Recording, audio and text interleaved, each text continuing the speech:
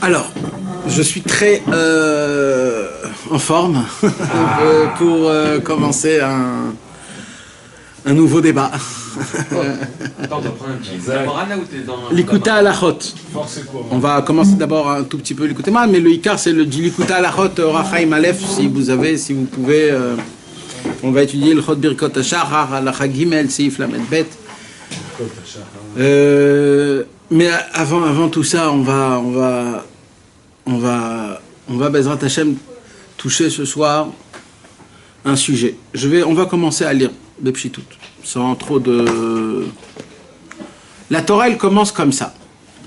Ani Adonai Hushmi Ukvodi leacher lo eten Uteilati la psilim.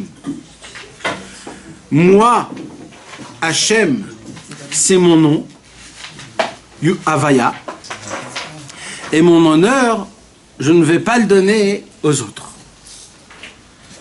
Ni mes éloges aux idolâtres. Ce passage qui vient d'où? Il vient de Yeshaya. D'accord? Tout ce Perek là-bas dans Yeshaya, Perek Mem Bet, Perek Mem Gimel, ça parle de la venue du Mashiach. Alors, je vais être clair avec vous. Tout ce qu'on sait sur le Mashiach, on le sait de la radio, on le sait des amis qui nous racontent au café, on le sait des voisins qu'on a entendus, ou des pancartes qu'on a lues, ou alors dans des itonim, comme on dit, sur des journaux ou des publicités pour donner de l'argent. Voilà. Voici tout ce qu'on sait sur le Mashiach. Et tout ce qu'on sait, ça vient de là-bas. Donc ça veut dire on ne sait rien du tout, Béhémet, de ce que c'est le Mashiach. D'ailleurs, dans toute la Torah, il n'y a pas beaucoup écrit et parlé du Mashiach. Tachles, le Mashiach, c'est quelque chose, comme le Rambam il dit à la fin de Ilchot Melachim, que personne ne sait réellement comment ça va se passer, qui ça va être, quand ça va se passer et comment ça va se passer. Personne ne sait réellement. Il y a des chachamim qui ont parlé comme ça, une phrase, un mot, une shura, une ligne dans la Gemara, dans les Midrashim. On sait des petites choses, point par point. On sait au sujet du Mashiach, de quand ça va venir, ou alors quelques siman il y aurait avant que le Mashiach y vienne. Ce qui a beaucoup parlé dans la Gemara et dans les Midrashim, c'est les temps de avant le Mashiach. Ce qui va se passer tout de suite avant que le Mashiach y vienne. Comme ça s'appelle Ikveta des Meshira. Comme par exemple dans la fin de Masechet Sota, la dernière Mishnah, 2 ou 3 pages avant la dernière fin du Masechet Sota, là-bas la Mishnah, elle commence la Mishnah, avant que Mashiach viendrait, il va se passer comme ça, et il y aurait comme ça, et il y aurait comme ça. Et de là, la Gemara, elle commence à expliquer cette Mishnah sur une page ou deux. Et là-bas, il y a écrit ce qui va se passer avant le Mashiach. Mais sur le Mashiach lui-même, il n'y a pas de données. Pourquoi il n'y a pas de données? Parce que ça ne doit pas nous tracasser. On ne doit pas être notre tête dedans. On doit juste savoir qui va venir et puis c'est tout. Et ceux qui parlent trop de Mashiach et Mashiach et Mashiach et Mashiach, c'est des gens, on va dire, qui sont brisés parce qu'ils en ont marre. Alors la seule chose qui les console, c'est de dire Mashiach viendra, et donc ils font tout leur judaïsme sur Mashiach et Mashiach et Mashiach et Mashiach. Mais en vérité, Mashiach, c'est une émouna qu'on doit avoir de manière très simple. On doit l'attendre tous les jours. On doit savoir qu'il doit venir. Et plus que ça ne doit pas nous tracasser la tête. Oui. Mais est-ce que de parler du Mashiach tous les jours, ça n'accélérerait pas le processus peut-être? On n'a vu nulle part dans la Torah que c'est quelque chose à faire. Toute la Torah nous a dit quoi faire. Nous, on ne peut pas inventer des choses qu'on veut. Éloigner parce qu'il doit venir quand on ne s'attend pas. Et il n'y a aussi pas un travail spécial de faire spécialement pour que le Mashiach y vienne. Le seul travail qu'il faut, c'est personnel, c'est toi avec toi-même. Pas de faire quelque chose pour que lui vienne, comme si que il y a... Notre travail à nous personnellement, c'est de se renforcer dans la émouna, dans la tfila. Et automatiquement, quand on va vivre de cette manière-là, le Mashiach viendra. C'est tout. Les conseils sont déjà écrits dans les livres. On n'a pas besoin d'en parler tout le temps et ça sert à rien. C'est-à-dire, il y a d'autres choses à parler, il y a d'autres choses à faire, il y a d'autres choses à s'occuper.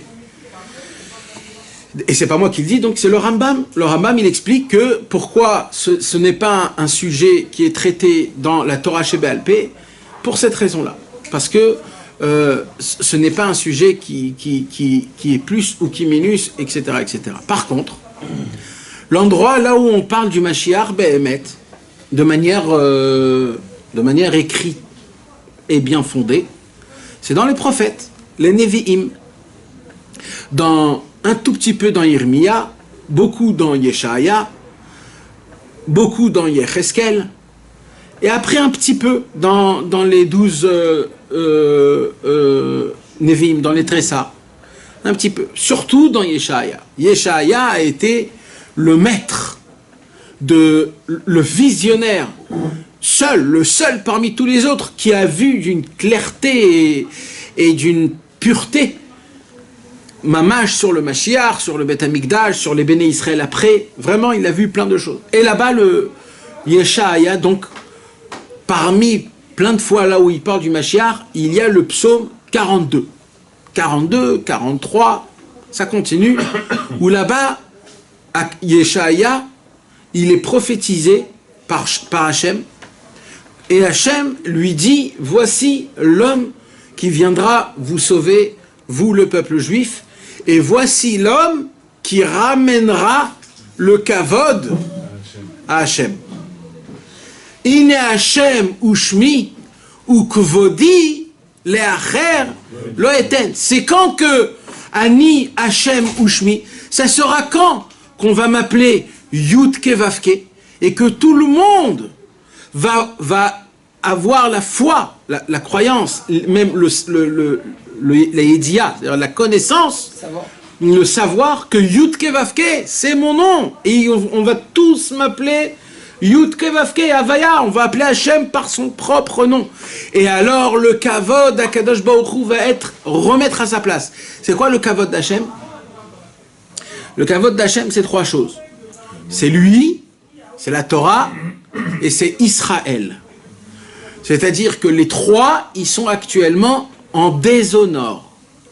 Hachem, il est déshonoré à travers ce monde, car tout ce monde reprochait l'inverse de Dieu. La Torah, c'est une Torah qu'aujourd'hui, ceux qui étudient, et la Torah en elle-même, on n'a pas le birour à halacha, le birour à Torah amiti. Et aussi, les gens qui appliquent la Torah, on ne voit pas l'influence de la Torah que normalement la Torah devrait faire sur la personne. Donc elle est déshonorée. Et il y a le peuple juif en lui-même, qu'il a été déshonoré à travers toutes les autres nations, que les autres nations, ils sont contre lui. Et ça, c'est le kavod d'Hachem. Alors quand Mashiach viendra, ou kvodi leacher lo eten, je vais plus me taire sur mon déshonorable, et je vais réclamer mon honneur, et au moment où je vais déclarer mon honneur, alors le peuple juif, la Torah et moi-même, on va être à notre place réelle d'honneur, où on va être honoré, ça veut dire respecté à travers tous. Bezrat Hashem. Si vous voyez, voilà, ça c'est l'explication du pasuk Ani Hashem Ushmi Ukvodi Leacher Lo Eten, qui est le pasuk qui va inclure toute la Torah qu'on va étudier. Jusqu'à maintenant, on a étudié 10 Torahs du Likutei Moharan. Les 10 Torahs du Likutei Moharan, quand on commençait le pasuk au début, il n'avait aucun rapport à la Torah. Il fallait que d'abord on étudie toute la Torah pour comprendre qu'il y a un rapport avec le premier pasuk du début. Vous vous rappelez? Il a fait. Et ça, c'est les premières 10. Comme on est dans une nouvelle décennie, on est dans la Torah Yud Aleph, on est dans la Torah 11, alors c'est un autre monde. Et là, le pasuk, il est entretenu dès la première ligne de la Torah du Likutei Moharan. Là, Rabbeinu, tout de suite, il va percer le point, et tout de suite, Rabbeinu, il va commencer à parler de ce pasuk. C'est pour ça que j'en parle un petit peu beaucoup maintenant, avant, au début. Et Rabbeinu, il va choisir ce pasuk de Ani Hashem Shmi, ou Kvodi Lacher Lo Eten. Venez, on essaye de traduire ça de manière littérale. Ani, je suis, Hachem, le nom de Dieu, Havaya, ou celui-là, Shmi, c'est mon nom. Ça se dit un truc pareil? Moi, qui est Havaya, eh ben Havaya, c'est mon nom. C'est quoi ce désordre? Oui, mais alors c'est sûr qu'il y a quelque chose. Alors, mais ça veut dire il faut l'expliquer, quoi. Ouais, il aurait pu dire Ani Hashem Elohechem, il aurait pu dire, je sais pas, Ani Hashem Hu Shmi. Et maintenant, c'est quoi le kavod alors? Et c'est quoi son honneur? Hu Shmi, ça veut dire ça se dit pas. Zé Shmi, ça se dit pas. C'est-à-dire, ça c'est mon nom. C'est-à-dire quoi, ça c'est mon nom? C'est lui mon nom. Ça veut dire que ça c'est mon nom. C'est-à-dire qu'il y a des choses qui sont pas mon nom. Et c'est quoi ce qui est pas ton nom? Comment tu t'appelles quand tu as pas ton nom? Il est au-dessus du nom, alors il est quoi? Oui, mais il faut décrire. Quand on étudie, il faut décrire. Alors c'est quoi? S'il est au-dessus, oui, t'as raison, Rai. Mais c'est quoi? Comment on décrit ça? C'est-à-dire, il faut en parler. Alors, avant que je rentre dans tout ça, je vais être franc avec vous. Aujourd'hui, je voulais venir avec la moitié de ma bibliothèque pour faire ce cours-là. Non, mais c'est pas de la rigolade. Il n'y avait pas de place dans la voiture. Mes amis, il y a... Alors, avant que je commence, Rabbeinu, il va commencer la Torah. Je suis obligé de commencer pour qu'on rentre dans le Inyan, mais sachez qu'on va pas... Rabbeinu, il commence la Torah comme ça.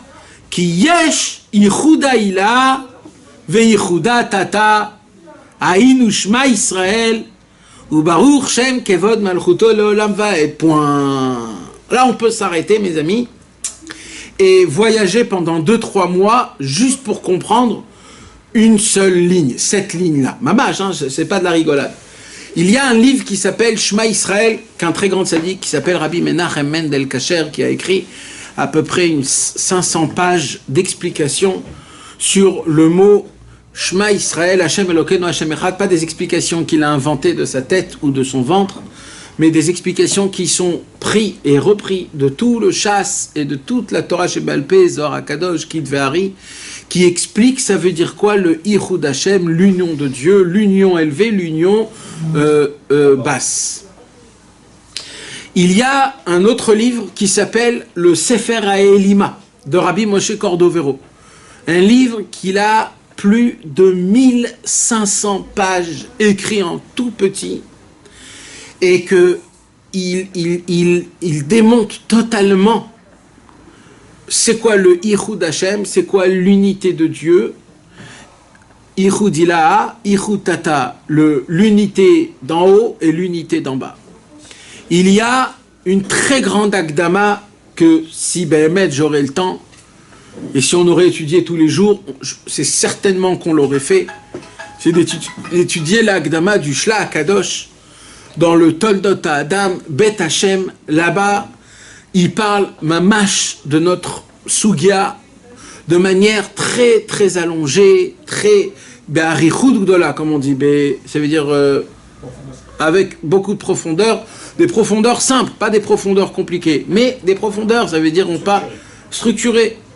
Il y a aussi un autre livre qui s'appelle Shara Yichud Va'emuna Kipshuto. Ça veut dire mamash, un livre en entier qui parle que de ça, de Rabbi Aaron Strochele, qui était un talmide du Balatania, et que Rabbeinu, il a raconté une histoire sur lui quand Rabbi Nathan il s'est rapproché de Rabbeinu, il y a eu le fait que Rabbeinu lui a raconté à Rabbi Nathan 3 histoires. Vous vous rappelez de ça, mes amis? Rabbeinu racontait 3 histoires à Rabbi Nathan.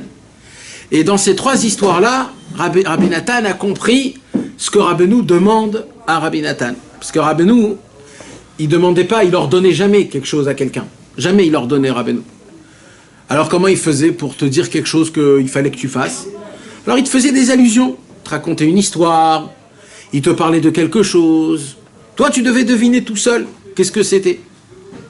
Et au tout début, Rabbeinu, il a raconté 3 histoires à Rabbi Nathan. La première histoire qu'il lui a racontée, c'est qu'un jour, le Baal Hatanya, il avait un élève qui s'appelait Rabbi Aaron de Strochele, que Rabbi Aaron de Strochele a entendu une Torah de son maître, le Baal Hatanya, Et il est parti, il est rentré chez lui à la maison, Rabbi Aaron de Strochele, et il a étudié cette Torah pendant 7 ans. Pendant 7 ans, il a donné des cours de Torah, il a développé cette Torah, il en a fait tout un monde. Et quand Rabbeinu, il lui a raconté ça à Rabbi Nathan, il a compris qu'en fait, c'est ça ce qu'il demande à Rabbi Nathan. Que maintenant Rabbi Nathan aussi fasse la même chose avec lui. Il a compris, il a fait le Likuta Halachot. Il lui a raconté encore 2 autres histoires, c'est pas le moment, plus tard une autre fois, mais on voit que Rabbi Aaron de Strochele, c'est quoi qu'il est parti pendant 7 ans? Il a fait quoi pendant 7 ans? Il a écrit un livre qui s'appelle Shar HaYichud VaEmuna. Et ce livre, c'est un livre qui parle d'un sujet que Bezrat Hashem, on va en parler. Vous pouvez comprendre, mes amis, que ce sujet, on ne pourra pas totalement le compléter, l'étudier de manière parfaite. C'est presque impossible d'étudier ce sujet-là de manière parfaite. Je vais vous dire pour plusieurs raisons. Il y a une première raison, c'est que on est des gens très très rustres. On est des gens très très gasses. Comment on dit gasse? On est des grossiers, on est des très mal élevés. Je parle pour moi. Hein. On est des gens qu'on ne connaît pas c'est quoi l'affinité. On ne sait pas ce que c'est de la finesse, de la propreté mentale, de la propreté divine. Même dans le divin, il y a de la propreté. On est des personnes qui sont très sales et très rustres et très agitées. Et ce sujet-là de parler de l'unité d'Hachem, c'est le sujet le plus fin, le plus délicat qui existe dans le monde en entier. Parce qu'on va parler dans l'essence d'Hachem. On va parler de la mesure de Dieu, par rapport à nous, pas par rapport à lui, par rapport à ce qui est palpable, pas par rapport à la racine. Et ce sujet-là, si on n'est pas fin d'esprit, si on n'est pas délicat, si on n'a pas de la finesse, et on n'a pas du savoir-vivre, etc., tous les mots qu'on peut employer dans ce contexte-là, un homme qui n'est pas propre dans toutes ses manières, de manière matériellement, spirituellement, mentalement, même dans son âme, dans son sens, un homme il doit être propre et il ne doit pas avoir des midot raot, des traits mauvais de caractère. Vous savez qu'il y a des tnaïm, des conditions avant d'étudier ce genre de choses-là. Il y a des conditions. Celui qui ne tient pas les conditions, il ne peut pas rentrer dans ça. Ce n'est pas un sujet dans la Torah qui est obligatoire à connaître. Ce n'est pas un sujet qui est obligatoire. C'est un sujet où il y a des niveaux dans ce sujet-là qui est infini. Et on ne demande pas au Klal Israël de le connaître. On demande juste au Klal Israël de croire, d'avoir la Emouna, Bepshitut. Et ça suffit parfaitement. Maintenant, dans la Emouna, il y a une sorte de profondeur qu'on peut approfondir, où même les tzadikim de l'époque nous disent, de temps en temps dans la vie, vous pouvez ouvrir 1 fois, 2 fois, 3 fois, 4 fois, 10 fois, juste comme ça, voir, lire comme ça, bécheket à voix basse, toi avec toi-même, pour comprendre un petit peu de quoi on parle, mais pas plus que ça. De là à faire des cours et à en parler ouvertement de la mesure d'Hachem, par rapport à nous, pas lui-même, c'est quelque chose que ça se dit que de bouche à oreille.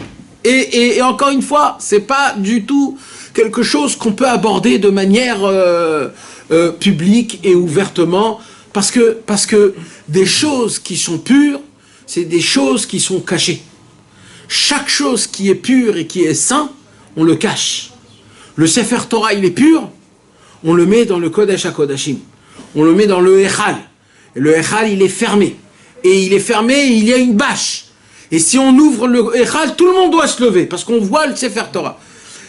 Le Yichud Hashem, l'unité de Dieu, c'est quelque chose qui ne se dévoile pas au monde. Pas tout le monde peut connaître ces choses-là. C'est très délicat et c'est très très fin. Donc c'est quelque chose qui se parle à bouche à oreille de manière très très basse et très vague. Et il faut, et ça s'enseigne que de maître à élève, de bouche à oreille, pour que ça puisse être dit à travers de la crainte, à travers de la noblesse, du travail de soi. Ça doit être quelque chose de très très très important. Ce n'est pas un sujet qu'on peut en parler comme ça, voilà. Mais comme on est en train d'étudier le Likutei Moharan, et que Rabbeinu va commencer à parler de deux choses, de l'unité d'Hachem en haut et l'unité d'Hachem en bas, alors on est obligé de quand même savoir de quoi on parle. Et pour savoir de quoi on parle, on va être obligé donc de rentrer et de plonger dans des profondeurs qu'il faut savoir de base qu'il n'y a pas beaucoup de choses à savoir, à comprendre aussi. Parce qu'on va parler de Dieu, Dieu en lui-même, c'est Hashem Yitbarach Be'atzmo. Maintenant, il y a un problème. C'est quoi le problème? C'est que nous, on est des êtres humains, on est des matériels, on ne connaît rien.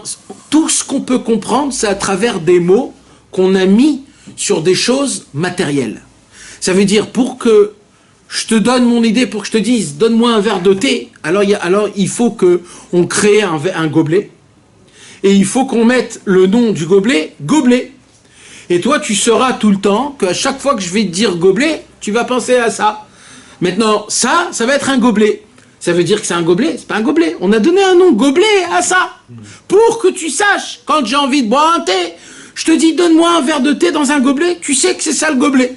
D'accord? Donc, les êtres humains ont créé des noms à des matières. Pas de les matières, comment on dit, Homer, c'est de la matière. À de la matière. On a donné des noms à de la matière. Première question que je vais vous poser. Est-ce que les noms sont cohérents à la matière? Certaines matières, oui, celles qui sont indiquées dans la Torah, oui. Le métal, le barzel, les minéraux, les plantes aussi. Alors, de manière, comment on dit, de manière générale, un nom, il obtient en lui 100% de la matière et de l'idée de ce qu'il est.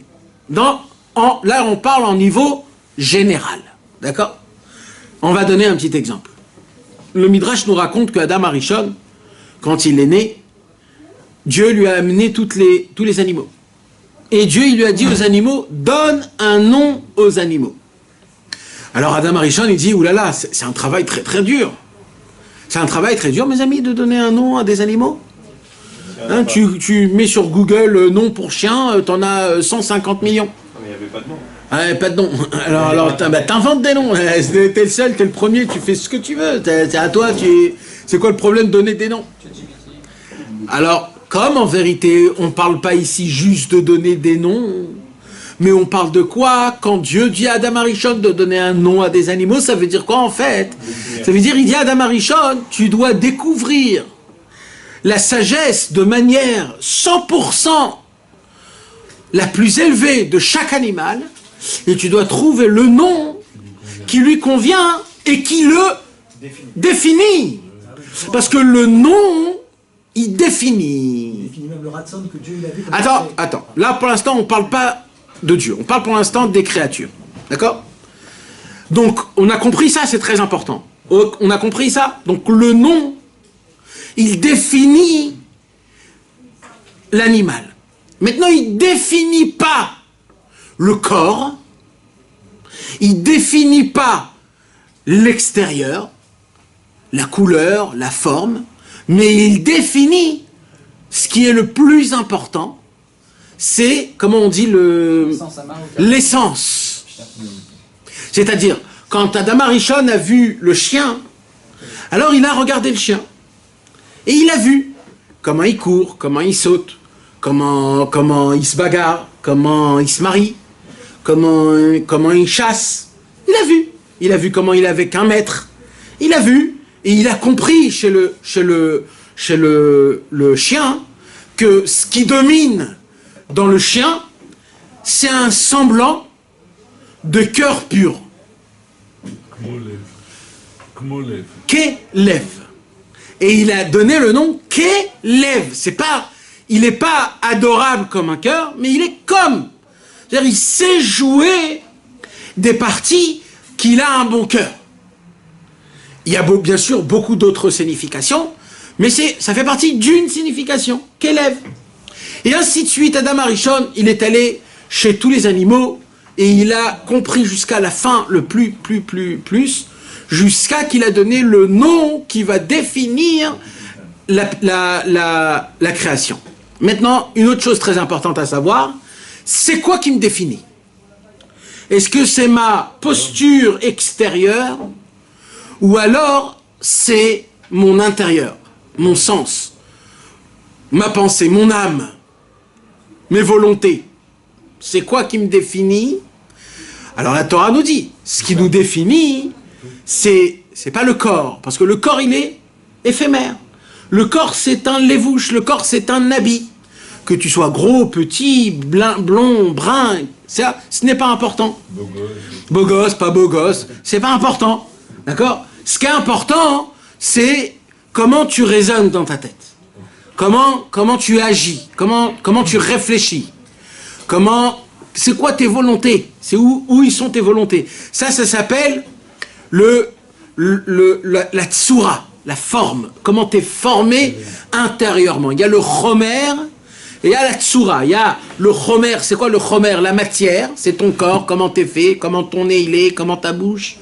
Et il y a la tsura. La tsura, c'est la façon de comment tu vois les choses. Le dessin. Le nom, il définit pas la matière. Le nom définit la forme. Le nom définit l'essence de la chose. Pas la chose en elle-même, comme elle est extérieure. La forme et le fond. Hein? La forme et le fond. Il y a forme et le fond. Ouais. Alors, la forme mais le fond. Alors, la forme, c'est quoi la forme? C'est la tsura. Il dit l'inverse. Non. C'est la tsura. Non, mais c'est pas ce qu'il dit, c'est pas ce qu'il veut dire. C'est pas la forme et le fond. Je parle pas de la forme et le fond. La forme, ça veut dire c'est l'extérieur. Non, mais il te dit c'est l'intérieur. Oui. La tsura, tu parles de l'intérieur. La tsura, il y a le chomer et il y a la tsura. Le chomer, c'est la matière, c'est l'extérieur. Et la tsura, c'est le fond. Le fond. La forme et le fond. Comme ça se dit. Ok. Donc la forme et le fond. Maintenant, le nom, il définit le fond, pas la forme. Ok, les amis? Ça veut dire qu'en fait, ce que nous, on veut, on ne donne pas un nom. Regardez dans la Bible, quand nos patriarches donnaient des noms à Réhouven, Shimon, Lévi, Yehuda, etc. Il n'a pas donné un nom en fonction de la forme, de comment ils étaient, mais de l'ensemble, de ce qui s'est passé, de quelque chose de fort, ça veut dire d'un sujet. Pourquoi? Parce que, mes amis, la forme de comment nous on est, la forme de comment on est, elle n'est pas importante. C'est-à-dire, elle est importante, mais c'est pas ça qui va nous décrire. C'est pas ça qui va nous décrire, d'accord? Un homme, il peut être l'aspect. Moshe Rabbeinu, il bégayait, et quand même, c'était l'homme de Dieu, l'homme qui a donné la Torah. Normalement, l'homme qui a donné la Torah. Je vais chercher un homme qui a une voix aiguë et qui parle comme je ne sais pas quoi. Non, non, voilà. Moshe Rabbeinu, il bégayait. Eh oui, c'est une forme, c'est comme ça, d'accord? Alors, mais quoi? Mais il avait tout ce qu'il fallait pour être Moshe Rabbeinu. Maintenant, Chai, je viens à la divinité. Quand j'appelle Hachem, Hachem,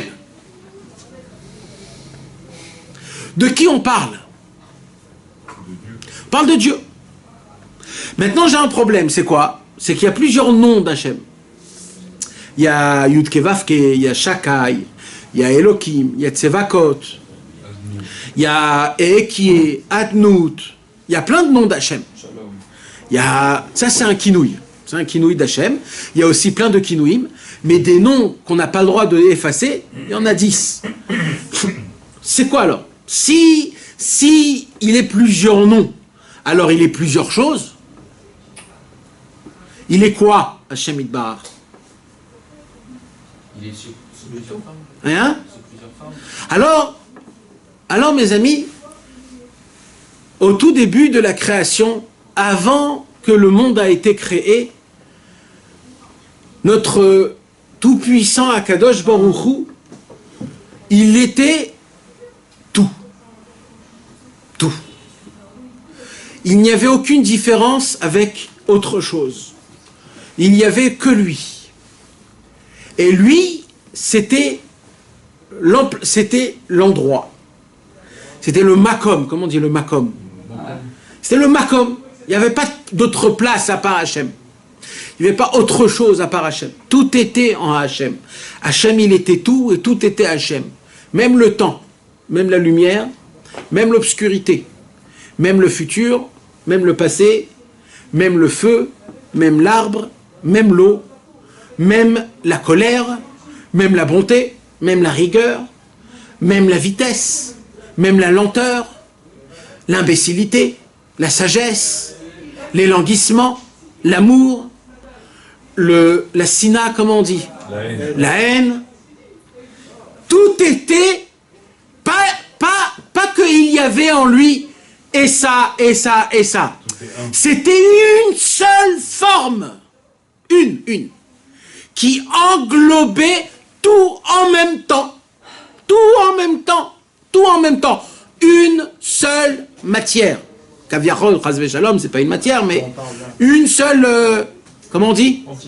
Une entité. Une seule entité. Et tout était inclus en lui.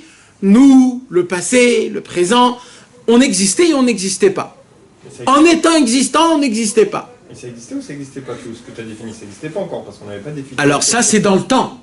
Oui, donc ça n'existait pas. Donc dès qu'on monte en haut, il n'y a plus de temps. Oui, donc quand il n'y a plus le temps, ça existe et ça n'existe pas. Et tu peux pas comprendre. Tu peux pas comprendre, parce qu'on est dans le temps. Mais mes amis, je vous ai dit, n'allez pas chercher à comprendre, parce que si on va chercher à comprendre, ça s'appelle de la philosophie. Ce que Rabbi Nachman de Breslev nous a énormément interdit de parler de... C'est juste des mots que même nous on comprend pas, mais on dit ce qu'il y a écrit. Et une émouna, sans comprendre, on dit ce qu'on... Il faut juste comprendre. Pourquoi il faut comprendre?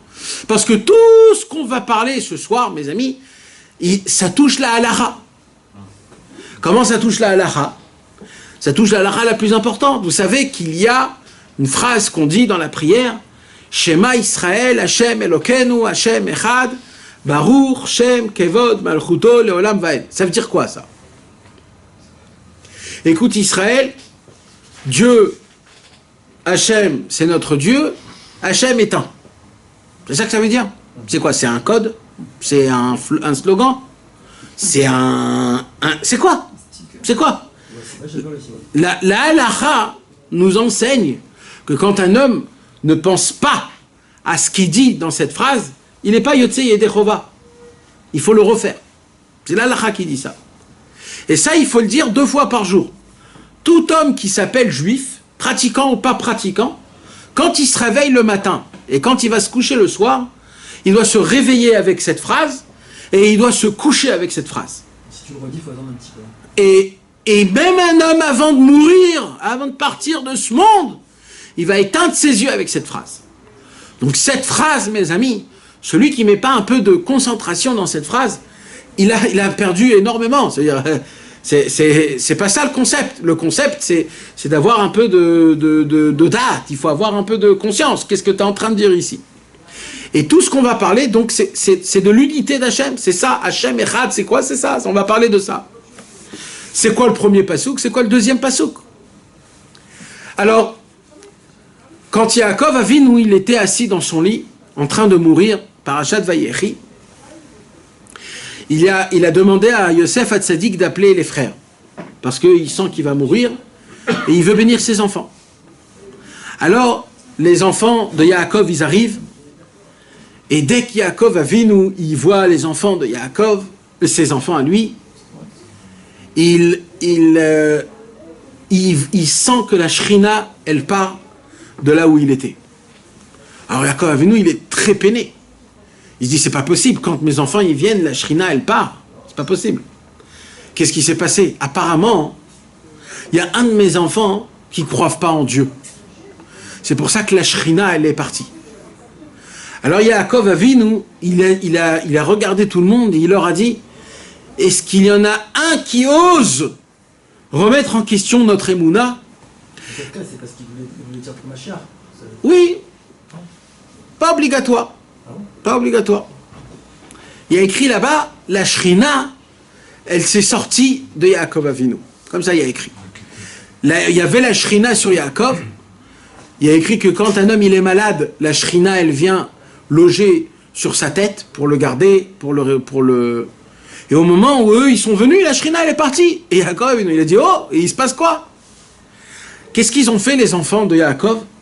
Ils ont tous crié, Shema Israël, Hashem Elokeinu, Hashem Echad.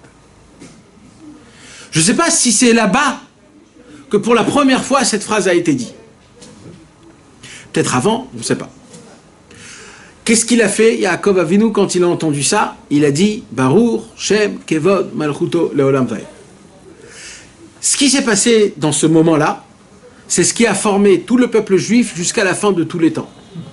L'unité d'Hachem d'en haut, l'unité d'Hachem en bas. C'est quoi un juif? Quand normalement on devrait poser la question à Google ou dans une encyclopédie, c'est quoi un juif? La définition de ce que c'est Shema Israël, Hashem Elokeinu, Hashem Echad, Baruch, Shem, Kevod, Malchuto, Leolam Vaed. Voilà, c'est ça. Ça veut dire quoi? Un juif, sa foi en lui, ce qu'il croit en lui, le juif, il croit dans deux choses qui sont une. C'est quoi? La première chose qu'il croit déjà, c'est que dans les cieux, là où il se passe des choses que je ne suis pas, c'est-à-dire dans 99% de l'endroit qui existe, là où je ne suis pas, dans les cieux, dans les mondes, dans les célestes, dans tout ce qu'il y a en haut, là-bas, il y a un seul Dieu. Et Dieu, il n'est pas juste le numéro 1, mais il est aussi unique. C'est l'ancien de tous les anciens, et c'est le dernier. Il est unique, et il est Kadmon. Yahid, ve Kadmon. Il est ancien, et il est... Non, Yahid, il est unique, et il est... Et comment? Kadmon, non. Kadmon, c'est Rishon, ça veut dire antérieur. Donc antérieur. Il n'y avait jamais rien avant lui, il n'y aura jamais rien après lui, et lui c'est tout. D'accord? C'est ça Kadosh Baruch Hu. Et surtout, de manière très simple, il n'y a pas un autre Dieu. Il ne prend de l'aide de qui que ce soit, car il n'y a qui que ce soit. C'est ça ma Emouna. Hashem Echad, Dieu, il est un. Alors nous, comme on est des ignorants, alors on dit ok. D'accord? Ok. Bah oui, il est seul. D'accord? Mais il faut que vous sachiez, pour que vous puissiez comprendre un petit peu, il faut que vous compreniez que il y a eu, à l'époque de la Gemara, il y a eu une équipe de 4 tzadikim qui se sont dit, on va monter dans le char céleste. On va monter au trône d'Hachem. Et on va voir ce qui se passe là-bas. Il y avait dans cette équipe-là Ben Azaï, Ben Zoma, Rabbi Akiva et Acher. Ces 4-là, ils sont montés dans les mondes célestes. Ils sont arrivés au trône d'Hachem. Et ils ont vu que quelqu'un s'assoit dans le trône d'Hachem. Et ils ont vu que ce n'était pas Hachem. Ils n'ont pas vu Hachem. Je ne sais pas. Quand il s'est passé ça, alors, un, il est devenu fou, un, il est mort, un, il est devenu athée, un hérésie, et Rabbi Akiva, c'est le seul qui a su voir ce qu'il fallait voir. Quand je vous dis que dans le ciel, Hachem il est un, et que moi je monte dans le ciel et je vois qu'il y a quelqu'un d'autre qui s'assoit sur le trône d'Hachem, il y a un problème.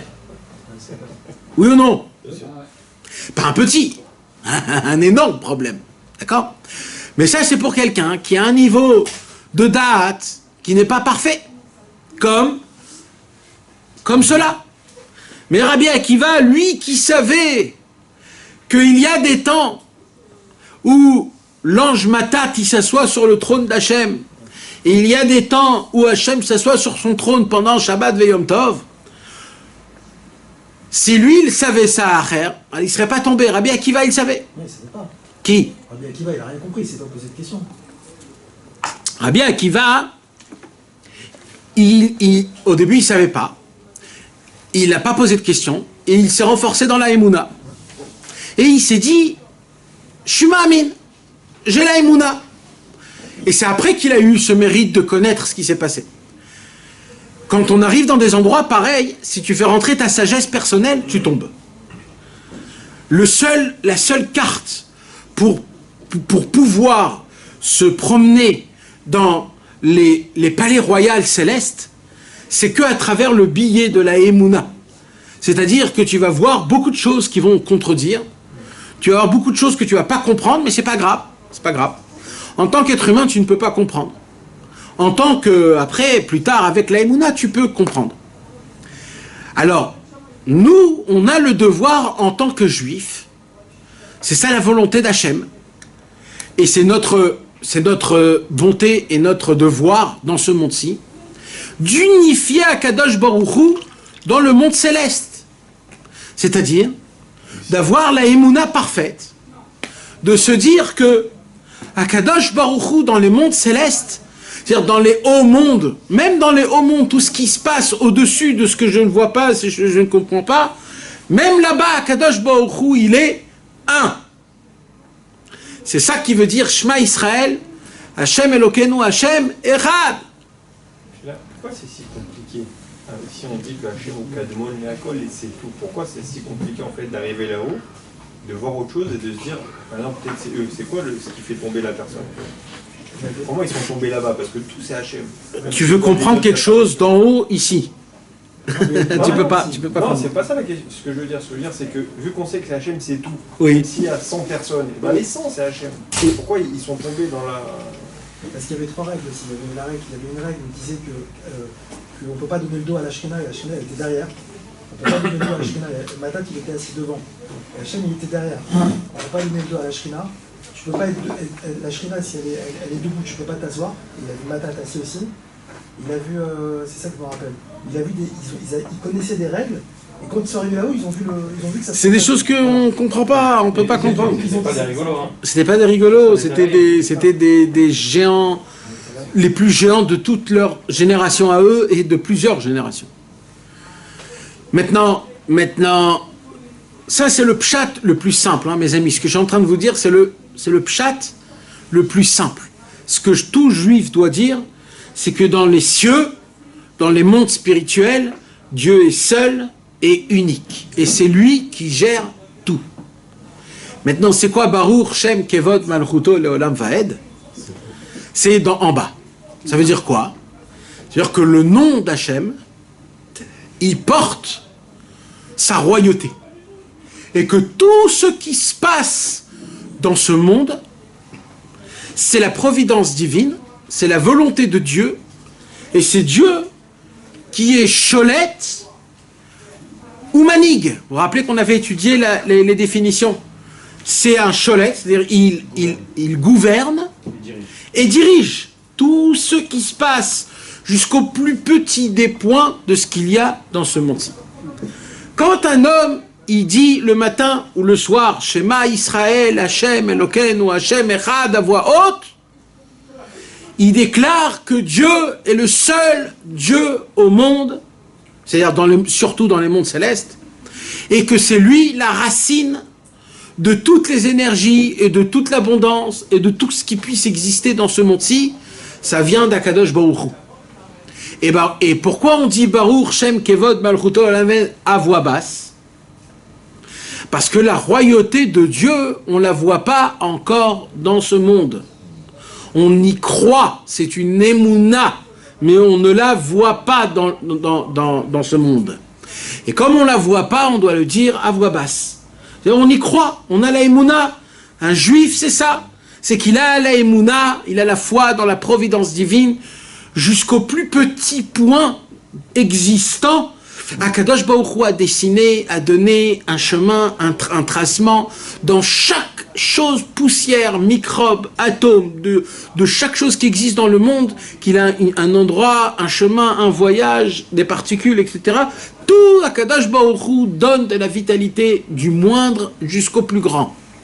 Ils ont fait des fous à ce moment-là Alors, qu'est-ce qui se passe? Quand un homme, il pense comme ça, il dit Shema Israël, Hashem Elokeinu, Hashem Echad, Baruch Shem Kevod Malchuto Leolam Vaed. À ce moment-là même, il prend l'unité d'Hachem en haut, il prend l'unité d'Hachem en bas à travers nous les êtres humains, et on arrive à les coller en même temps. Quand on les colle en même temps, ça s'appelle un yichud. Un yichud, c'est-à-dire c'est une union. On donne gloire à Hachem Yitbarach. Ça s'appelle de recevoir le joug d'Akadosh Baruch Hu.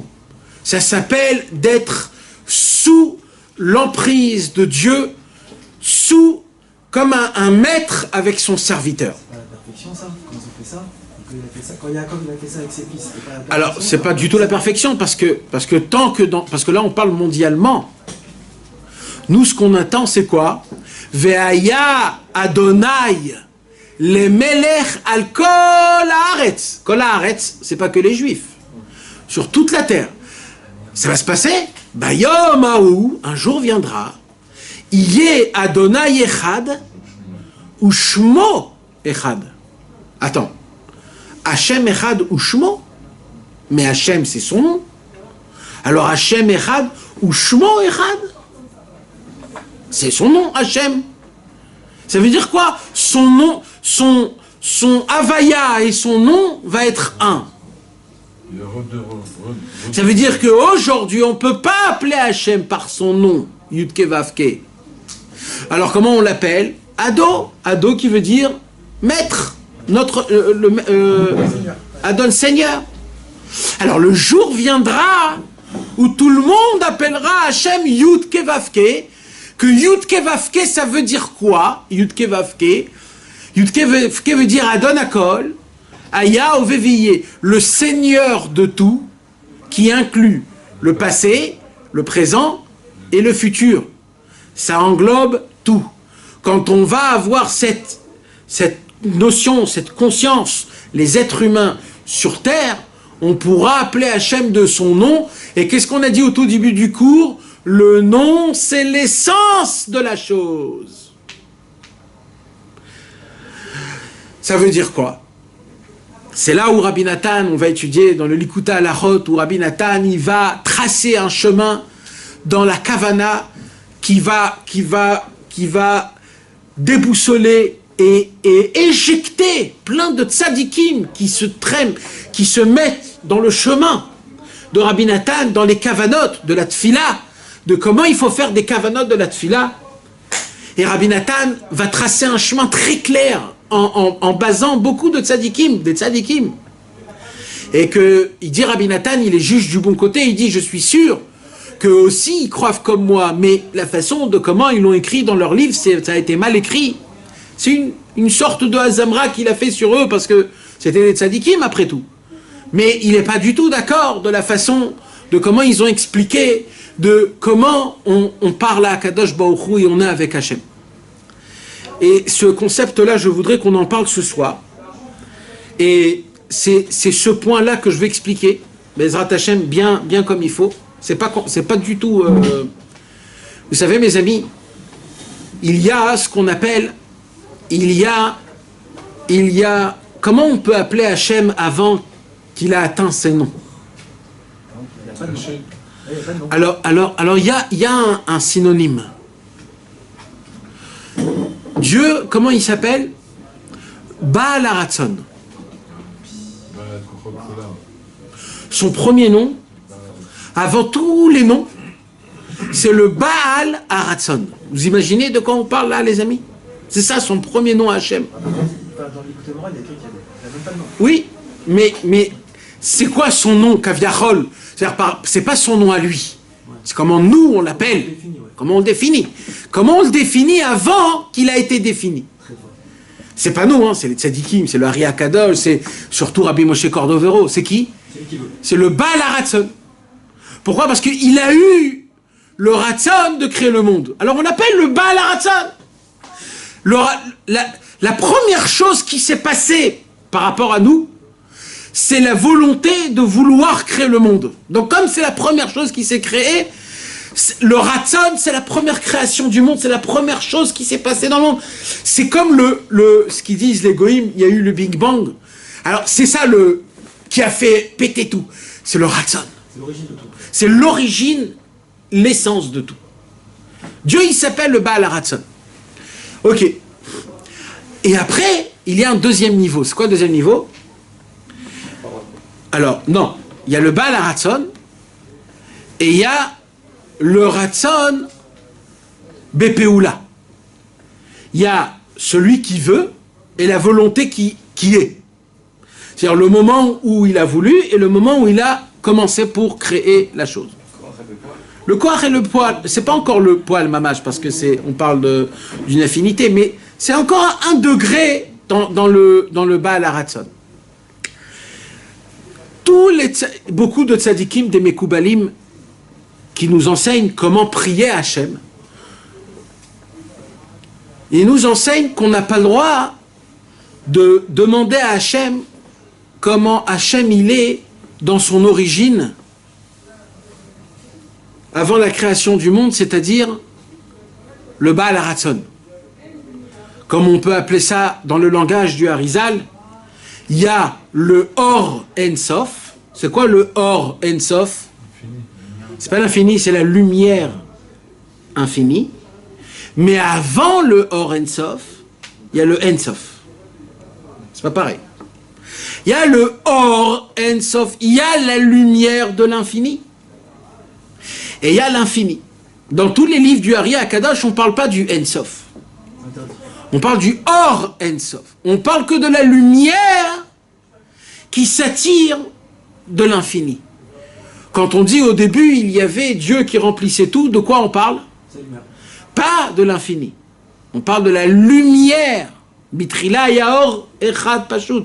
On parle que de la lumière qui peut oser parler du Baal HaRatzon, de l'essence, du En Sof. On tremble quand on parle du En Sof. Et comme c'est quelque chose qui n'a aucun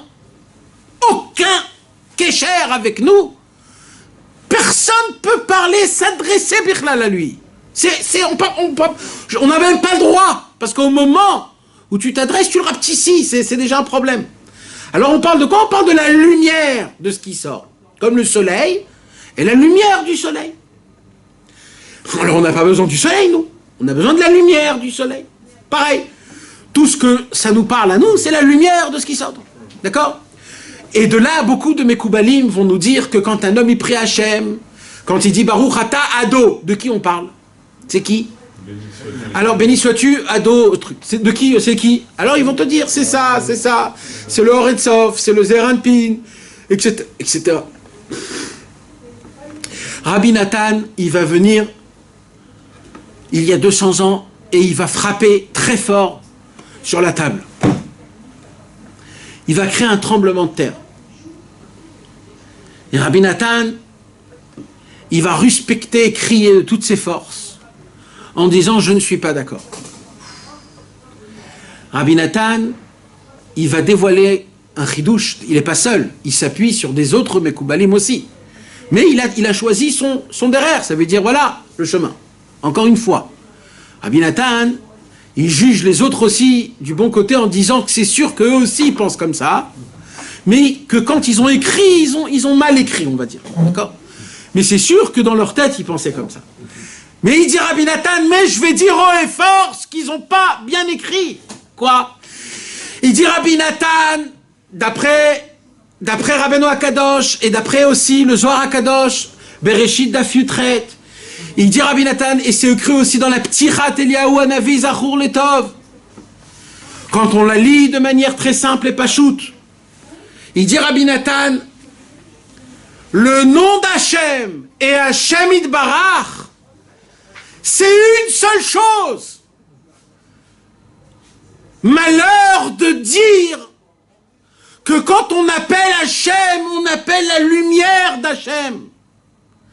On l'appelle lui, son essence. Quand on dit Baruch Ata Ado, c'est certain qu'il y a des niveaux. Mais c'est certainement que quand un homme, il est simple, et qui met sa tête, j'appelle Hachem comme il est, lui, tu l'appelles lui, tu attends lui, au moment où tu l'appelles, c'est lui qu'on prend, pas sa lumière. Le Baal Haratzon, le haine sauf en lui-même, celui que personne n'en parle, celui que personne ose, c'est de lui qu'on parle, pas de sa lumière. Il dit Rabbi Nathan plus fort que ça, pourquoi? Il dit Rabbi Nathan parce que quand on parle d'un Dieu de cette manière, il y a un cadeau énorme qui a été fait, c'est quoi? Il dit Rabbi Nathan, quand par exemple je te dis, tu connais un tel, je te dis Moshe, et toi dans ta tête tout de suite, tu as la photo de Moshe, tu sais de qui on parle. Maintenant tu n'as pas que la photo de Moshe. T'as tout ce que tu sais sur lui, sa façon d'être, comment il rigole, comment... T'as tout un ensemble qui est en lui. Je peux te raconter une histoire sur Moshe, tu vas dire, pas du tout, c'est aucun rapport, voilà, je le connais, c'est pas... Comment tu sais ça? Parce que tu connais le monsieur, tu sais de qui on parle, d'accord? Tu connais. Maintenant, je peux te raconter une autre chose, tu dis, ça oui, ça colle, ça colle avec Moshe. Comment tu sais ça? Parce que tu connais le monsieur. Quand tu connais le monsieur, j'ai pas besoin de prendre, de l'amener et de te dire. Je te dis juste son nom. Parce que dans son nom, il y a quoi? Il y a lui. Il dit Rabbi Nathan, ça, 2 secondes, ça c'est au niveau humain. Mais au niveau divin, c'est-à-dire les anges, les dons d'Hachem, les kinouim et les shemot, quand tu appelles un nom d'Hachem,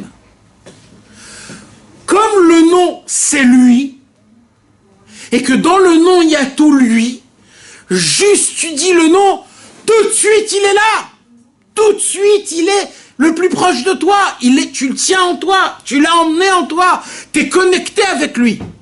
Je ne sais pas qui va vers qui, mais t'es connecté. Rien que le nom, pourquoi? De la même façon que quand je te dis Moshe, dans ta tête tout de suite, ça te ramène la personne, tu sais de qui on parle. Maintenant, imagine-toi divinement, à plus forte raison, 100 000 fois quand on parle d'Akadosh Baruch Hu, quand tu dis Baruch Ata Ado, à ce moment-là, alors tu peux pas prononcer, mais tu peux prononcer par exemple le nom de Elokeinu, ça fait partie des 10 noms. Il y a le mot Shaddai, il y a le mot, il y a plusieurs noms qu'on peut reconnaître Akadosh Baruch Hu à travers ses propres noms. Encore le nom de Yud Kevavke, pas encore. Mais il y a certainement le nom Elohim, comme c'est la rigueur, comme c'est ce monti, c'est la malchoute, etc. Donc on peut. Comment tu prononces ce nom en pensant à son essence? Non, Pas son essence, tu penses pas à son essence, tu penses à lui-même. Oui, mais tu le perçois à travers ses lumières. Non, tu le perçois à travers rien du tout. Tu le perçois à travers une foi qu'on t'a donnée quand tu étais enfant et qu'on te dit qu'il y a Dieu. Il dit Rabbeinu Akadosh, tu sais c'est qui perçoit ça, cette essence? Ce sont les enfants.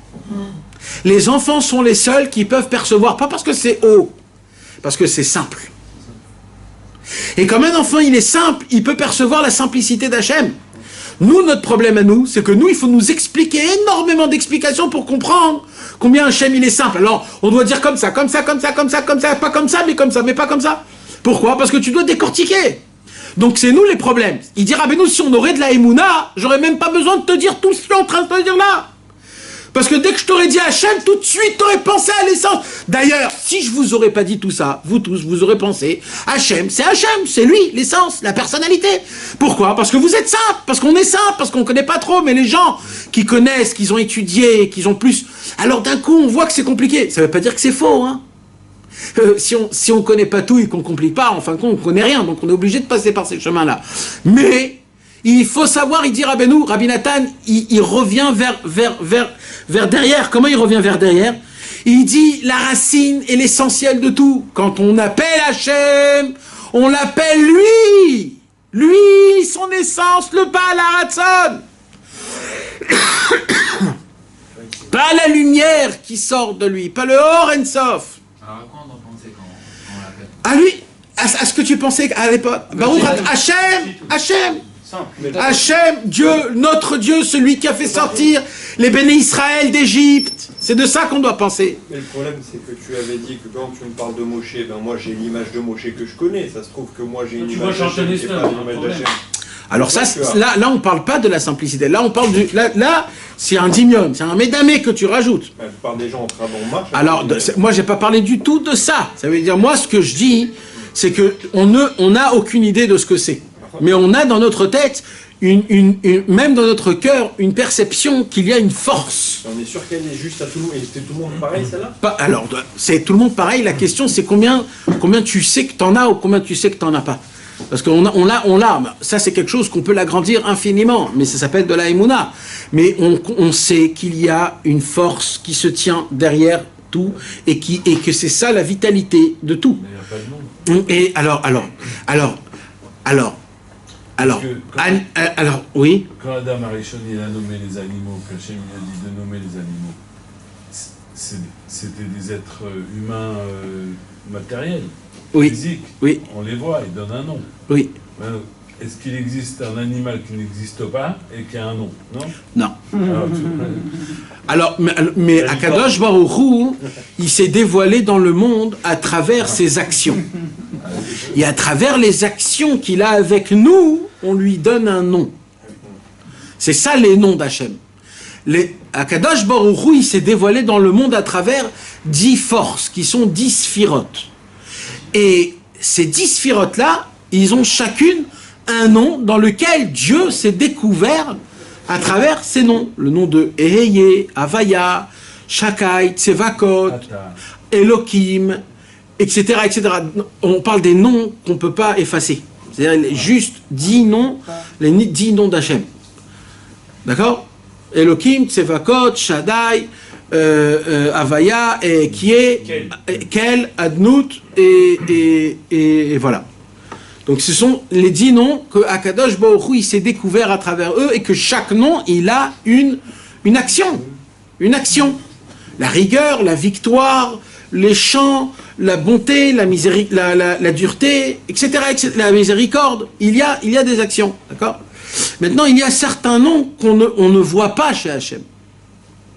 Comme par exemple, Yud Kevavke, on ne peut pas le dire Yud Kevavke. Yeho, on peut pas le dire. Pourquoi? Pourquoi? Parce que c'est pas parce qu'on ne le reconnaît pas, c'est parce qu'il y a un Malek qui existe dans ce monde, qui cache le nom d'Hachem. Et que lui, il fait prouver que le monde, il est complètement matériel. C'est ta force, c'est toi, comment tu vas, à droite, à gauche, comment tu fais. Donc on ne voit pas Hachem. Et le travail, c'est quand tu fais Shema Israël, que en fait, toi, tu dis, je ne vois pas Hachem, mais en tant que juif, je crois en lui. Quand tu dis je crois en lui, tu crées dans toute ta perception de ta tête la divinité d'Akadosh Baruch Hu dans ce monde-ci. Et le monde, il a été créé que pour ça. Pour que tu déclares Akadosh Baruch Hu là où on ne le voit pas. C'est ça, Shema Israël, Hashem Elokeinu, Hashem Echad, Baruch Shem Kevod Malchuto Leolam Vaed. Ça veut dire en haut Hachem il est un, et en bas Hachem il est un, et que tout vient de lui, et que tout c'est lui qui fait. En haut et en bas. Dans les mondes célestes, dans les mondes d'en bas. Quand tu l'appelles papa dans ta Bodénou, ça me semble plus simple ça. Oui, non, Vadaï, non. Alors, ça c'est encore une autre chose. C'est encore une autre chose. Ça, on appelle dans l'Hitbodedut, tu l'appelles comment tu le ressens toi-même, personnellement. Mais maintenant, on doit le décrire à travers la prière, comment on doit l'appeler. Il y a un livre qui s'appelle Sha'arei Ora de Rabbi Yosef Djikitalia, qui était l'élève de Rabbi Avraham Aboulafia, que le Hari Akadosh a dit sur ce livre que c'est le livre qu'on commence à étudier avant d'étudier la Kabbalah. C'est un livre qui donne, mamash, la définition de chaque nom d'Hachem, et il nous dit, quand un homme il veut prier sur ça, il faut qu'il utilise ce nom-là d'Hachem. Quand il veut prier sur une autre chose, il doit utiliser, et il donne mamash, tous les noms d'Hachem de quoi il est Acharaï, c'est-à-dire de quoi il est responsable, c'est quoi ses forces, le nom d'Hachem du combat, d'accord, quand tu vas faire une prière pour un combat. Il y a des Chayalim, ils vont dans le combat. Je ne vais pas mentionner le nom de Eheye. Je ne vais pas mentionner le nom de Elohim. C'est rigueur. Je dois mentionner le nom de Hachem Tsevaot, le Dieu des guerres. Là, dans la forme de la prière, tu peux parler en mode... c'est sûr que Hachem, il va entendre toutes les prières, même si ça a été par... mais encore une fois, pourquoi être toujours Bedi Avad? Viens, on fait les choses comme il faut faire. Quand on fait les choses comme il faut faire, il y a un nom d'Hachem, ou alors qui va exactement, spécifiquement à la chose, en fonction de ce que tu veux. Hein? Pour chaque situation, pour chaque demande. Pour chaque demande. Ça change quoi du coup qu'on l'appelle par... C'est pas que ça change quelque chose, c'est que comme Dieu il s'est découvert à travers un nom dans un kéli spécial qui est par exemple la victoire, alors quand tu vas lui demander à lui quelque chose, que tu dois avoir une victoire, alors tu as pris une lettre et elle est arrivée à destinée. Par contre, si tu écris une autre adresse et que tu le donnes, tu l'appelles le Bitoir Leumi. Dans le Bitoir Leumi, il y a plein de marlakot. Tu peux arriver 1, 2, 3, 4. Il ne faut pas que tu appuies. Maintenant, c'est pas grave si tu appuies sur le 4. Il te dit non. Ça va directement à l'essence, du coup, ça va directement à l'essence. Alors oui, ouais. C'est pour ça qu'il dit Rabbi Nathan que quand tu t'adresses à l'essence, alors tu n'as pas ce problème-là. Mais c'est bénéfique quand tu connais ces connaissances-là. C'est bénéfique. C'est actif chez nous. Hein? Chez nous, oui. Chez nous. Hachem, le roi des trucs, ma prière, elle va être encore plus forte pour moi, pas pour lui. Oui. Mais pour moi. Oui. C'est-à-dire que je sais que je m'adresse directement à... C'est toujours... C'est quoi? Contradictoire avec Hachem Echad ou Shmu Echad. Pourquoi? Il est Echad, Shmu Echad. Alors, exactement, c'est une bonne question. C'est quoi Shema Israël, Hachem Elokeinu, Hachem Echad? C'est que tous les noms, ils sont un. Heureusement que tu as posé cette question parce que c'est ça en fait le pshat. Le pshat c'est que Keter, Chorma, Bina, Chesed, Gvura, Tiferet, Netzar, Od, Yesod, Malchut, eux, et tous les kélim qu'il y a, les kélim, les récipients, et tout le Nefesh, Ruach, Neshama, Chaya, Yechida de chaque lumière et récipient, tout ça, c'est un. Non, c'est un. C'est Echad. C'est Echad Gamour, c'est une seule unité. C'est ça, Shema Israël, Hachem, Elokeinu, Hachem. Il n'y a pas Midata Din, Midata Gvura, il n'y a pas. Tout, c'est un. C'est ça le pshat de Shema Israël, Hachem, Elokeinu, Hachem, Echad. Dans ce monde-ci, c'est plus facile parce que je vois. Il y a des méchants, il y a des gentils, il y a du bien, il y a du mal, il y a plein de choses qui se passent. La multiplicité qu'il y a dans ce monde-ci, elle est infinie. Alors moi, dans mon infini, grâce à ma émouna, je dis, ben Hachem, j'ai la conscience totale et la émouna parfaite, qui est très forte dans mon cœur, que tout ce qui se passe dans ce monde-ci, tout ce qu'il y a, au plus profond de chaque chose, c'est toi qui donnes la vitalité, l'énergie, la lumière, la présence et la croyance et la créance, la bria, que la création, que tout est vivant, que tout à travers toi, tout ce qui se passe, c'est toi qui le fais et personne ne peut rien faire si ça n'a pas été donné la permission de toi. Ça s'appelle Baruch Shem Kvod. Et là, tu amènes la royauté d'Hachem en haut et en bas. La kavana quand tu fais Baruch Shem, Baruch Shema Shem. Alors dans le Baruch, il y a Baruch c'est comme Baruch, Baruch c'est normal, béni sois-tu. Baruch c'est les rachetevot de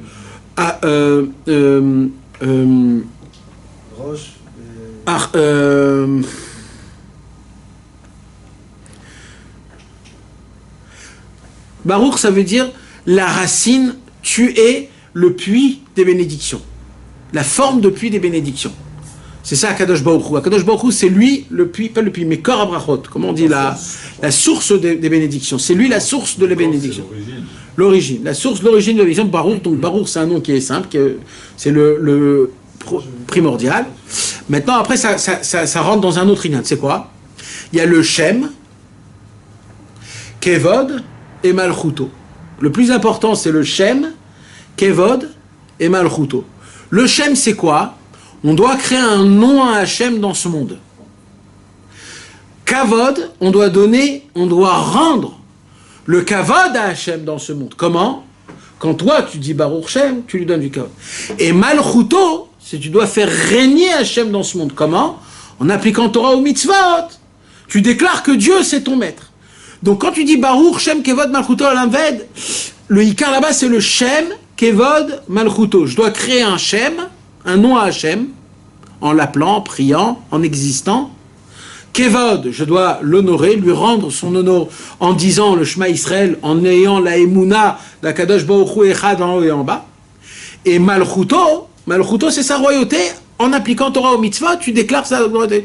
Et ça, le Olam Vaed, je l'espère que ça soit pour l'éternité. Baruch, Shem, Kevod, Malchuto. C'est caché, ça on le dit doucement. Et ça, comme c'est pas encore parfaitement, donc on le dit à voix basse. Et le Shema Israël, comme c'est quelque chose qu'on n'a pas peur de dire devant le monde, parce que le monde ne croit pas dans des mondes célestes, donc on le dit Shema Israël, Hashem Elokeinu, Hashem Echad. Même en se cachant les yeux. Pourquoi on se cache les yeux? Dites-moi. On ne veut pas voir ce monde. On n'a pas besoin de voir. J'ai pas besoin On n'a pas besoin de voir.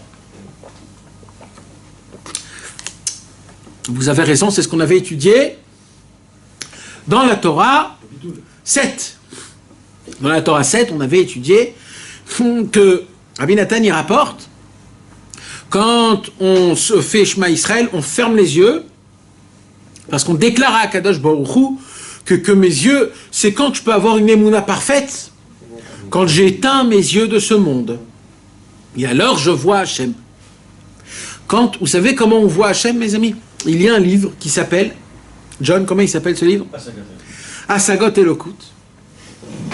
Dans ce livre-là, il dit comment on fait pour voir Hachem. Comment on fait pour voir Hachem? Je vais vous dire quelque chose et ça va être compliqué pour vous. Mais écoutez ce que je vous dis et gardez-le dans votre tête. Un jour, vous comprendrez. On peut voir Hachem avec les yeux ouverts, mais c'est compliqué. Alors comment on fait pour voir Hachem? Il dit là-bas, tu éteins tes yeux. Dès que tu fermes tes yeux, tu vois Hachem. Hein? C'est bitoul. Ça s'appelle de voir Hachem. En vérité, avec les yeux ouverts, on peut voir Hachem. En fait, il est où Hachem? C'est tout le vide. C'est le vide. Le vide, on ne le voit pas. C'est ça Hachem. Il se cache. Ça veut dire là où il n'y a pas de vide, alors il y a de la matière. Mais là où il n'y a pas de matière, il y a Hachem. Il y a écrit Memalé Kol Almin. Mais la matière, elle n'existe que parce que Hachem il donne la vitalité à ça. Mais Hachem, il a donné une forme à cette vitalité. Au moment où c'est une forme, c'est divin. Mais il y a une forme. Tu veux voir Hachem comment il est dans sa nature? C'est tout le vide qu'il y a entre les matières. Bepchitout. Ça, la table, c'est aussi Dieu. C'est Echad, on a dit. Echad, donc c'est Dieu. Alors c'est quoi la différence? La différence, c'est que là, Kadosh Baruch Hu, il s'est dévoilé en se contractant dans une table. Alors, Dieu se cache dans une table, donc je peux avoir que de la émouna qu'il y a à Kadosh Baruch Hu. Ah, mais même dans la matière, il y a aussi du... Dans la matière, oui, bien sûr, c'est infini, mais c'est trop long à dire. Mais c'est infini. Dans la matière, dans les atomes, il y a toujours à Kadosh Baruch Hu une vitalité qu'il y a à Hashem Idbar, c'est certain. Mais je parle en général. C'est tout le temps le vide, il y a aussi une logique dans ça que dans chaque matière... Ouais. Parce que dans la matière en elle-même, si on sait, il y a plus de vide que de dur. Vrai ou faux, les amis? Dans la matière, il y a 90%, 99% de matière et 99% d'énergie et 1% de matière. Ça veut dire aujourd'hui, à l'époque, on nous prenait pour des fous quand on disait ça. Aujourd'hui, C'est quelque chose de plus simple possible. On apprend ça dans les universités, c'est simple. Donc, mais moi, ce que je veux dire, il dit le Hasagot et le Kout, c'est que à Kadosh Baruch Hu, là où il ne s'est pas caché, c'est dans le vide. Là où il n'y a rien, là il est à la Hachem. Mais comme nous, on n'arrive pas à voir ça, alors il dit quand tu éteins tes yeux, là tu vois le Or En Sof, Or En Sof. Mais tu vois quoi là? Hachem, il n'a pas de forme, c'est ça. Quand tu fermes tes yeux, c'est ça Hachem. Alors il faudrait qu'on se bouche les oreilles aussi. Alors, c'est ça le bitoul que Rabbeinu il dit. Le bitoul il dit à Rabbeinu qu'on doit... Mais on n'est pas obligé de faire tout ce mode de... Parce que ça peut peut-être aider, mais Dieu, il se perçoit dans le cœur et dans le cerveau. Il n'est pas dans les yeux, dans les oreilles, tu comprends? Ça se perçoit. Alors, ça ne veut pas dire... Si on arrête les sens, si on coupe les sens pour mieux ressentir, c'est pour ça qu'on va oui, mieux aussi, non? c'est ça, c'est sûr. On n'entend rien et on voit rien. C'est sûr que ça peut aider. C'est certain, d'ailleurs, c'est une forme de méditation que on médite de cette manière-là. Dans la Hamida, il y a écrit, il faut fermer les yeux. D'accord? C'est pas pour rien, ces choses-là. Il y a écrit qu'il faut faire très attention de ne pas entendre, de ne pas avoir quelqu'un devant toi, de ne pas prier devant... ce sont des formes pour essayer de te rendre... Mais c'est pas ça l'essentiel, tu comprends? L'essentiel, c'est comment dans ton cerveau tu vis la chose. D'accord? Alors, permettez-moi, Bezrat Hashem, donc, d'essayer de relire tout ça dedans le Likuta Halachot, parce que tout ce que je vous ai dit, c'est à peu près le Likuta Halachot qu'on va là lire sur le Pasuk Ani Hashem ou Shmi ou Kvodi. Là, on peut comprendre, mes amis, le Pasuk. Venez, on reprend le Pasuk.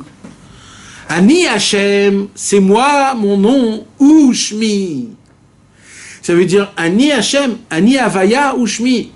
Ça veut dire quoi? Ça veut dire quand vous m'appelez, c'est moi que vous appelez. Le moi, Ani, pas ma lumière, ma force. Ani Hashem, ou Shemi, ou Kvodi l'Acher le était. Ne donnez pas mon honneur à quelqu'un d'autre, à une autre force. Tout c'est moi, tout c'est que moi. Je ne sais pas si vous avez compris, mes amis, parce que tous les Mekoubalim, ils disent qu'on ne peut pas atteindre à Kadosh Baruch Hu. Là, il dit Rabbi Nathan, avec un peu d'émouna et de tfila, tu as atteint l'essence de toutes les essences possibles de la création de Dieu. Mais tous les Mekoubalim, vous ne connaissez pas ce... Alors eux, ils ont des explications complètement autres. Si tu sais combien on explique. Encore une fois, Rabbi Nathan, il dit, c'est sûr que même les autres Mekoubalim, ils pensent comme moi. Ça se peut pas qu'ils ne pensent pas comme ça. Mais ils ont écrit d'une autre manière. Ils l'ont écrit pas parfaitement. C'est quoi l'adresse là dans le... Alors, Ilchot Birkot HaShachar, Halacha Gimel, Ot Lamed Bet. Lève. D'accord?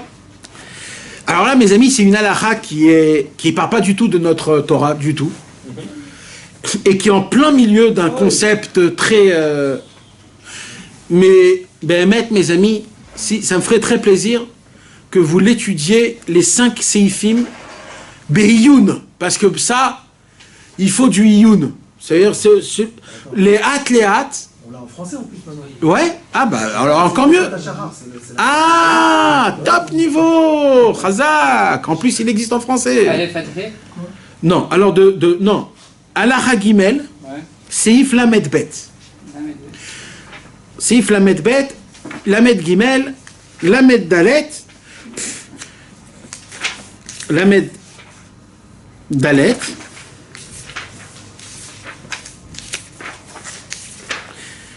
Lamed He, Lamed Vav, Ça s'appelle Narzor l'Arénienne. jusqu'à Lamed Zain. Depuis Lamed Bet jusqu'à Lamed Zain. D'accord? Alors, vite fait, bien fait, je lis et je traduis. D'accord? Normalement, tout ce qu'il y a écrit là, je l'ai dit oralement, c'est pour que ça soit clair, pour qu'on comprend vite fait. Mais, bien sûr, arrêtez-moi quand on ne comprend pas. Alors, Narzor Linyan Hanouka, là-bas il parle de Hanouka, mais apparemment il ne va pas parler de Hanouka. Ki kolze ou prinat Hanouka, ki mitzvat Hanouka shul amshir or haemet baolam akol u bishvil agdil shmo kvodo yitbarach, etc. Là ça commence. Qui colle à Briakula, car toute la création en entière, pas que du monde matériel, mais aussi de toute la spiritualité qu'on peut connaître, de tout de tous les sens, de toutes les sensations, de tous les âmes, de tous les niveaux possibles qu'on peut parler de quelque chose qui est créé. Comment vous décrivez des rayons magma? C'est quoi magma? Comment on décrit des ondes qu'aujourd'hui on peut les voir qu'à travers une photo à infrarouge? Il y a quelques années, ils ont découvert une photo à infrarouge. Et ils ont découvert qu'au lieu qu'on fasse une photo aujourd'hui dans la normalité, c'est toi qui es dans les photos? Et il y a quelqu'un qui est dans les photos? Eh bien, il y a comment il s'appelle l'œil? Le focus, l'objectif. L'objectif, il a été manié d'une certaine façon à travers des lumières. C'est 4 lumières. Et ça bouge à travers les 4 lumières qui sont des 4 lumières mères. Et qu'à travers ça, il arrive à capter ce qui se passe à travers de la lumière. Quand il fait noir, par exemple, la photo, elle ne peut pas faire de photo. Pourquoi? Parce qu'il n'y a pas de lumière. Donc quand il n'y a pas de lumière, tu peux pas faire de photo. C'est la lentille. C'est la lentille. D'accord? Oui, oui. Alors après, ce qui s'est passé, ils ont découvert des autres niveaux de photos. Si maintenant on bougeait, on changeait totalement les couleurs. C'est-à-dire, au lieu qu'on prend le bleu, on le met en mode très rouge foncé. Et si on prend le jaune, on le met très vert. Et ainsi de suite. Qu'est-ce qui va se passer si on le met, toutes ces photos-là, dans le noir? Et là, ils ont découvert une forme. Ils ont commencé à générer, à travailler, à calculer, modifier, etc. Jusqu'à que, quand ils font une photo dans le noir total, ils voient des formes. C'est quoi ces formes-là? Alors, comme c'était bien après qu'on a dévoilé la radio, que la radio, ce sont des ondes, ils se sont dit tout de suite, ce sont des ondes. Et là, pour la première fois, on arrive à photographier des ondes. Mais aujourd'hui, on peut... Il y a un mur. Alors maintenant, un mur... Alors, mais ça, c'était à l'époque. Ouais. Là, ils sont arrivés à photographier des ondes magma. C'est-à-dire des ondes qui sont super fines, qu'ils ne se voient même pas dans le noir, mais que quand on inverse tout un truc, un circuit que je ne saurais pas vous expliquer. Et l'onde qu'elle va, et le temps qu'elle arrive et qu'elle revienne, ça donne l'image. Exact. Et ben, des ondes magma qui sont très fines et très puissantes, que ça c'est tout nouveau, ça veut dire il y a à peine 20 ans qu'on arrive à découvrir, et aujourd'hui on arrive à voir trois formes de photos. Il y a la première forme de photo qu'on connaît, c'est-à-dire de voir la réalité. Et il y a la possibilité de voir les ondes dans les téléphones, les ondes de radio, de les mesurer, c'est des fréquences. Et il y a tout nouveau, ce qu'ils ont fait aujourd'hui, monter dans les espaces, etc., c'est de pouvoir mesurer et filmer. Aujourd'hui, on peut filmer des ondes magma qui sont très fines et très puissantes. On arrive à les découvrir, ce qu'à l'époque, même pas on croyait qu'ils existaient. Maintenant, comment on appelle ça aujourd'hui? Parce que c'est un problème. Parce qu'à l'époque, on disait quoi? On disait, moi, je crois dans ce que je vois. Frérot, voilà, on a découvert des choses que tu n'as pas vues, ça fait des millénaires, et voilà, ils sont là, photographiés. Ils existent. Tu peux même les sentir à travers certaines choses. Tu mets de l'eau, ça vibre. Tu le vois de tes yeux, c'est pas physique, c'est physique, tu le vois, c'est filmé. Tu vois comment c'est filmé. Ça s'appelle quoi? Aujourd'hui, ils étaient dans un problème. Comment tu expliques ça? Alors, il dit, c'est de l'énergie. Voilà, un mot général. C'est une force énergique. C'est de l'énergie. Avant, ils savaient tout ça. Alors c'est quoi ça? C'est quoi? Ils savaient, mais ils n'avaient pas... Mais c'est quoi? Alors, ça, c'est énorme. Pourquoi? Parce que ça nous donne la définition de qu'est-ce que c'est une kavana. Quand un juif bat dans ce monde, il dit Hachem Echad, et qui pense dans sa tête, Hachem Echad, en haut et en bas, unique, à ce moment-là même, il envoie des ondes. C'est pas des ondes, c'est un machal que je vous donne. Mais ça veut dire c'est une puissance. Vous savez que ces ondes-là, mes amis, c'est des puissances qui peuvent faire bouger la terre. Là, on parle de bouger la terre, de faire trembler la terre.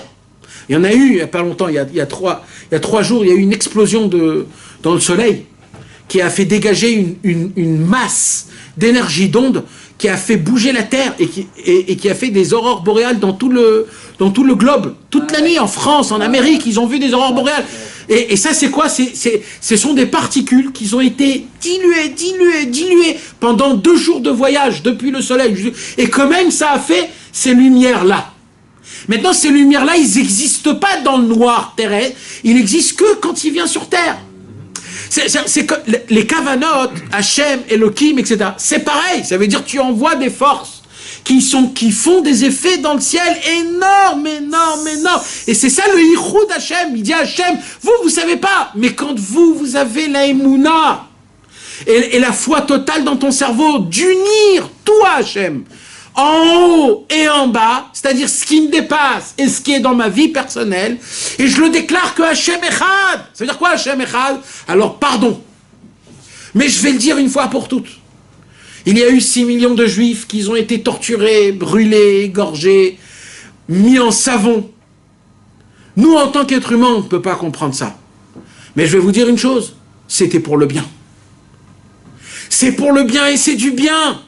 C'est Hachem qui l'a fait, et nous on ne comprend pas. Alors je ne juge pas maintenant les gens qui l'ont fait. Les gens qui l'ont fait, c'est une autre chose. Mais la chose, comment elle a été faite, c'est Hachem qui l'a emmené, c'est du bien. Et tout ce qui s'est passé de mal pendant des millénaires au peuple juif, qui ont été écrasés, écrabouillés dans tout leur temps, nous on ne comprend pas. Parce que pour nous, la chose la plus sainte au monde, c'est notre corps. Mais en vérité, la chose la plus sainte au monde, c'est notre neshama, c'est notre façon de vivre. C'est comment on raisonne. Un juif, il est fait et il est déclaré comment il résonne dans sa tête. C'est ce qui résonne dans sa tête qui crée le monde. C'est pour ça qu'Akadosh Baruch Hu, il dépend tellement de nous, Kaviachol. Parce que Dieu veut nous donner. Mais il ne peut pas nous donner si nous, on ne reconnaît pas que c'est lui le donneur. Tant qu'on ne comprend pas que c'est lui le donneur, alors il ne peut pas donner. Et quand Dieu ne peut pas donner, c'est très grave. C'est la plus grande catastrophe qui puisse exister au monde. Et comment on sait que c'est lui qui donne? Quand on associe tout à Hachem. Quand on sait que tout vient de lui, que tout est bon, tout est bien, même si je ne comprends pas, j'ai la Emouna. Parce que quand ces juifs-là, à la Shoah, ils sont allés en train de mourir et cramés dans les fourriums, eux, ils ont dit quoi avant de rentrer? J'ai entendu que ce Yom HaShoah, là, j'ai entendu une femme à Bnei Brak, une Nitzolette Shoah, elle a dit quelque chose d'énorme. Vous savez, malheureusement, on n'entend pas beaucoup des gens de la Shoah qui sont orthodoxes. Alors on ne connaît pas les histoires brûlantes des tzadikim qu'il y avait à la Shoah. Cette dame, elle a dit, moi en tant que bébé, on ne m'a pas envoyé au four crématoire. Ils envoyaient au four crématoire que les gens qui ne pouvaient pas travailler, donc les vieux, les malades, et à la fin de la guerre, ils ont envoyé tout le monde. Mais au début, c'était les gens de 2e degré. Et la madame a dit que moi j'étais une bébé. Alors moi j'étais encore à Birkenau dans les camps. Et le four crématoire, il était au fond du ghetto. Et il y avait la queue. Il y avait la queue. Les gens ils faisaient la queue pour aller se brûler. Et il disait, et moi je m'amusais, j'allais, je courais, je voyais qui allait. Et il disait une chose, je me rappelle. Alors elle dit, je me rappelle de ça tout vaguement. Mais une chose, moi je me rappelle. C'est le pasuk Shema Israël, Hashem Elokeinu Hashem Echad. On l'entendait sans s'arrêter. Toutes les personnes qui rentraient dans les fours crématoires, ce qu'ils entendaient, les nazis, quand ils brûlaient les juifs, c'était des cris et des hurlements, Shema Israël, Hashem Elokeinu Hashem, permanent, qui ne s'arrêtait pas jour et nuit. Vous croyez que quand il disait Shema Israël, il le disait en mode où tu es Hachem? En mode manque Emouna? Bah pitom, pas du tout, l'inverse, total. C'est là-bas que tu vois Hachem. Limite, le juif, il vit pour arriver à ce niveau de dire Shema Israël de ce niveau-là. C'est pour ça qu'il vit. Et quand un juif, il atteint ce niveau-là, il voit Hachem Béhémet et il le déclare de toutes ses forces. Alors nous, comme on est très attachés au Yetzer Hara et au Ta'avot de ce monde et au plaisir du corps et aux sensations de ce monde-ci, pour nous, c'est pas compréhensible que c'est ça Hachem. Oui, c'est ça Hachem. Hachem, il est bon partout. Si toi, tu ne le vois pas, c'est parce que tu n'as pas ses capacités. Mais même là-bas, il est. Et il n'y a pas de différence entre là-bas, le Kodesh HaKodashim. Il n'y a pas de différence. Il est partout. Le problème, c'est que toi, que tu ne le vois pas. C'est toi qui ne le perçois pas. Mais les plus éloignés du monde, quand ils s'arrivaient devant le four crématoire, ceux qui n'ont jamais cru en Hachem, c'est là-bas qu'ils ont dit à Hachem, on croit en toi. Nous, on ne comprend pas ça, mais c'est ça qu'elle dit là. Elle racontait ça, la madame. C'est ça le but de tout. Le but de tout, c'est qu'on puisse glorifier Hachem de manière parfaite de tout mon corps, de tout mon sang. Quand Rabbi Akiva, il s'est rapproché, les Romains, ils sont venus et ils l'ont lynché. Ils l'ont râpé comme on râpe du gruyère. Et Rabbi Akiva, il rigolait. Et leurs élèves, ils lui disaient, Rabbi Akiva, mais c'est pas possible que tu rigoles maintenant. Rabbi Akiva, il a dit, bête que vous êtes. Toute ma vie, j'ai attendu de pouvoir glorifier Hachem de tout mon corps, de tout mon être. Pourquoi? Pas parce que c'était un tzaddik, parce que le niveau le plus élevé d'un juif qui peut faire la volonté d'Hachem et qui peut donner et recevoir d'Akadosh Baruch Hu, c'est que quand il arrive à se donner, à crier Hachem Echad de tout son être. Là, ce que Rabbeinu veut nous apprendre, c'est ce yichud-là. C'est ce yichud-là, il veut nous apprendre. Quand si Rabbeinu, il parle dans ce yichud-là, mes amis, c'est qu'on va en faire beaucoup avec ce yichud, on va en parler. Il y a de quoi faire. Rabbeinu va nous dévoiler c'est quoi le degré yichud ilaha et c'est quoi le degré de yichud tata dans nos niveaux à nous. Mais ça touche des niveaux très spécifiques. Ce sont nos patriarches, c'est notre histoire, ça. Les gens, ils croient que non, à la Shoah, ils ont perdu la Emouna. Ma pitom! Quand ils se sont arrivés devant la mort, c'est là où ils ont cru en Hachem le plus. Et ils ont déclaré leur flamme. Shema Israël, Hachem Elokeinu, Hachem Echad. Quand il y avait à Simchat Torah, l'attentat. Là-bas, c'est filmé. C'est ça qui est le plus beau, c'est que c'est filmé. Tu vois des jeunes qui n'ont rien avec la Torah, qui sont complètement out, qui sont perchés, perdus dans leur vie. De la jeunesse, de l'âge un peu compliqué. Ils étaient sous de la drogue, ils étaient complètement... Maintenant, c'est filmé. Et on entend les Arabes derrière. Et on voit des morts, on entend les balles qui passent, on les entend filmés. Et à ce moment-là même, ils sont en train de dire des paroles de Emouna que les plus grands des tzadikim ne peuvent pas dire ces paroles de Emouna. Il y a le fils de Yaakov Lévi, Yitzhak Lévi, qui est Niftar. Et juste avant de mourir, il a dit plein de paroles de Emouna inimaginables. Et des autres personnes qui disaient des paroles de Emouna, qui criaient Shema Israël. Mais où vous étiez, vous, avant? C'est que eux, ils ont atteint un niveau de Emouna quand c'est ta vie qui est en danger. Et on veut te tuer parce que tu es un juif. C'est tout le Mahamad du juif qui se remet en haut. Et d'un coup, il sait qui il est. On veut me tuer parce que c'est pas moi qu'on veut me tuer. C'est mon Dieu qui est en moi qui veut le tuer. Ce Dieu-là, il rugit. Ce Dieu-là, il est là, il prend place dans tout le corps. Et il est présent au plus haut degré possible. Et là, le niveau de Emouna, il est au mode le plus élevé possible. Et ils atteignent un niveau d'Emouna énorme. Mais on peut l'atteindre sans mourir, ça. Sans mourir.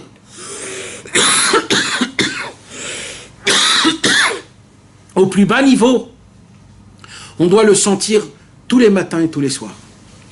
Quand on fait Shema Israël, les Chachamim nous enseignent que le mot Echad, le mot Dalet, on doit penser aux 4 sortes de morts qui existent et de se dire que je ne suis prêt à rentrer là-bas pour déclarer. Pourquoi c'est ça? C'est parce que quand tu atteins ce niveau où tu es prêt à déclarer Hachem sur le compte de ton être, de ton vivant, là la Emouna, elle est résonnante énormément. Qui a Briakoula, car la création en entière, Mirosh Ve'atsof, depuis le début jusqu'à la fin, Akol Aya Bishvil Shemo Idbarach. Tout était pour le nom d'Hachem. Shehu Kvodo, car le nom d'Hachem, c'est son honneur.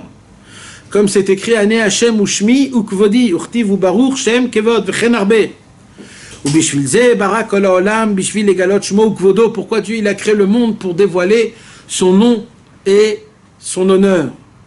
Comme les Chachamim nous ont enseigné Kol Ma Shebara Kadosh Baruch Hu Lo Bara Ela Lichvodo Sheneemar Kol Hanikra Bishmi V'Lichvodi Barati V'Tzarti V'Fasitiv Ve'Akavod. Et c'est quoi l'honneur d'Hachem ou Hachem?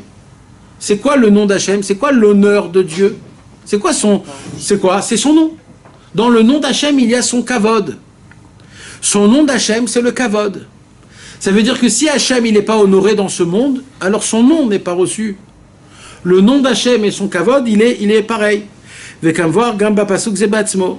Qui Hachem itbarar bara kol begindi ishtmodain les dieux, tout ce qu'il a fait, tout ce qu'il a créé, c'est pour qu'on puisse le reconnaître.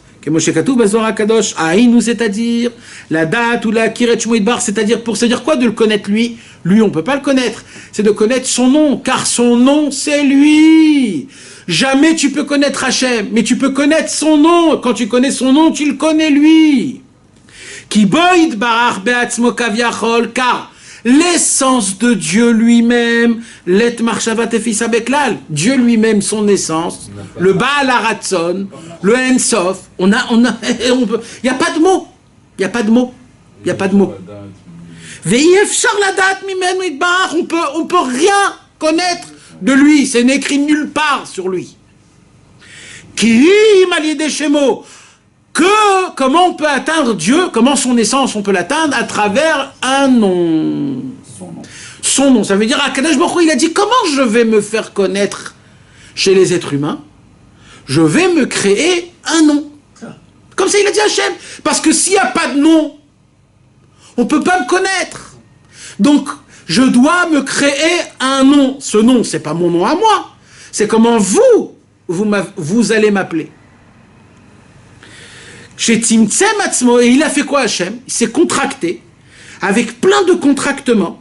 Il a créé ce monde, depuis le début jusqu'à la fin. Et en plus de cela, ça ne suffit pas. Il nous a donné de l'intelligence, Dea Bina Ve'askel, jusqu'à qu'on a la possibilité d'avoir la croyance et la foi dans le nom d'Hachem. Et de savoir, de dire, de déclarer. Leïda, Léodia ou Leïvada. Sheyesh, Rav et Shalit.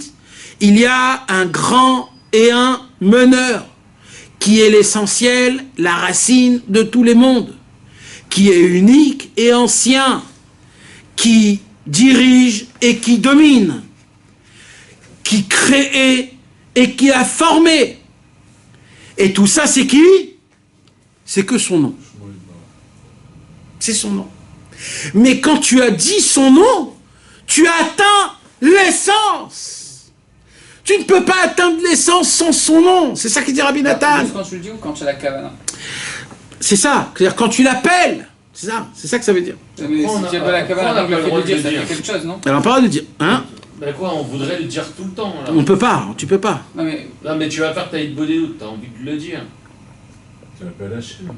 Mais pourquoi tu peux pas dire son nom? D'après Rabbi Nathan ici, quand tu dis Hachem, ça suffit. Parce que c'est ça en fait le pshat. Même le Hachem, c'est son nom. Hein. Même le Hachem, c'est ça ce qu'il dit ici. C'est que les noms d'Hachem, Hachem il a fait une bonté, c'est quoi? En mentionnant le nom d'Hachem, tu l'appelles lui Mamash, c'est-à-dire que tu atteins le Baal Haratzon. C'est quoi le nom de la tribu qu'on a choisi? Non mais Chané. Je n'ai pas compris, c'est quoi la mécanique? C'est quand tu le dis ou c'est quand tu as la pensée de le dire? Les deux. C'est les deux. Le top c'est les deux. La mécanique, c'est pas vraiment. Ou Behemet, et en vérité, Hachem Echad ou Shmo Echad.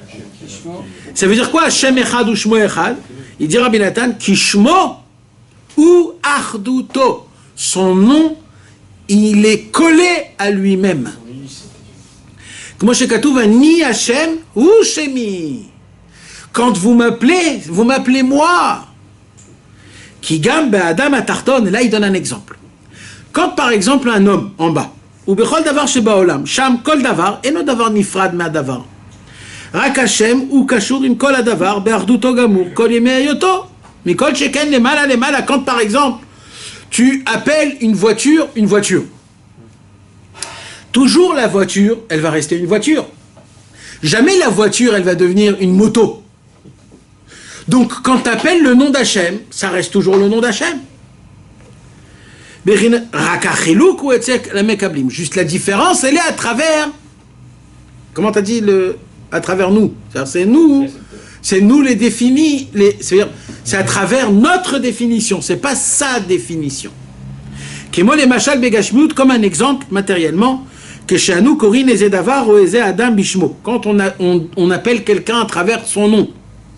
Afalpi shelo rainu oto, même si je ne le vois pas, je sais de qui on parle.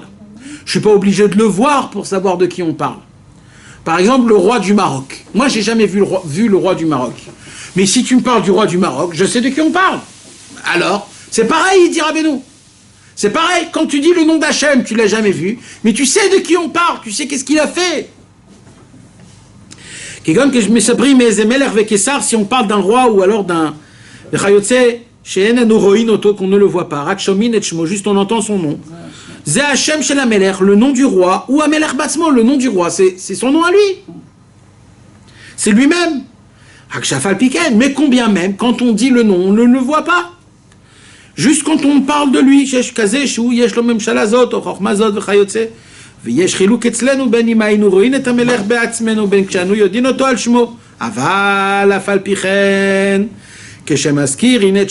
quand on mentionne le nom du roi, Bézé Hachem dans son nom, Kaloul Kol Inyan Amelech, il est inclus tout le Inyan du roi. Qui Hachem Kolel Kol Inyan, car le nom il inclut la chose. Donc de là on apprend Nimtsa.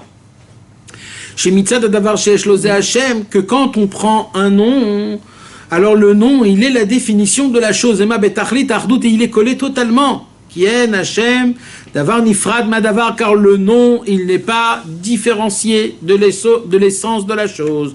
Juste à travers les personnes qui reçoivent, mais lui-même dans son essence, son nom, c'est lui. Ça veut dire quoi? C'est-à-dire que chaque personne peut avoir une perception différente? Oui, il a une perception différente. Comment il la voit?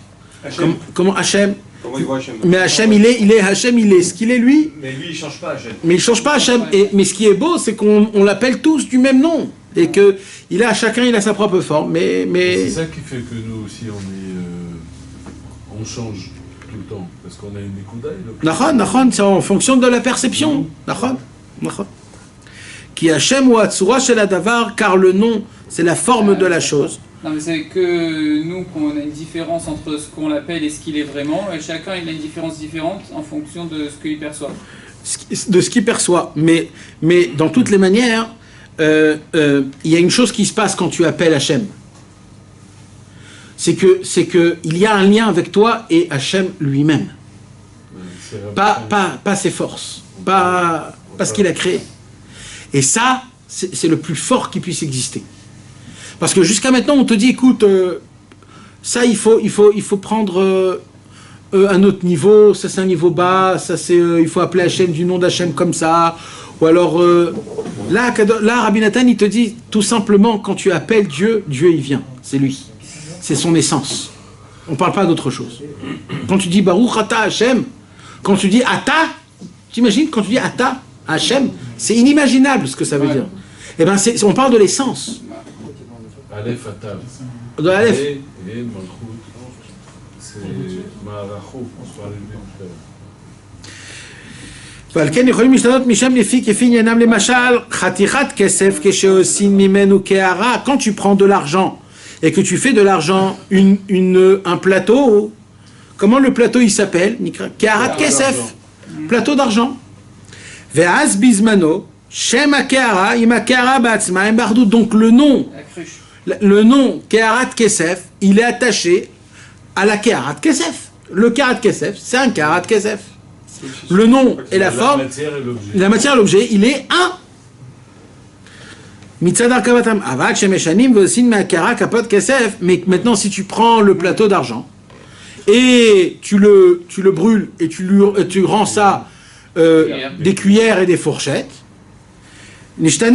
alors là, tu as changé la tsura, tu as changé le nom.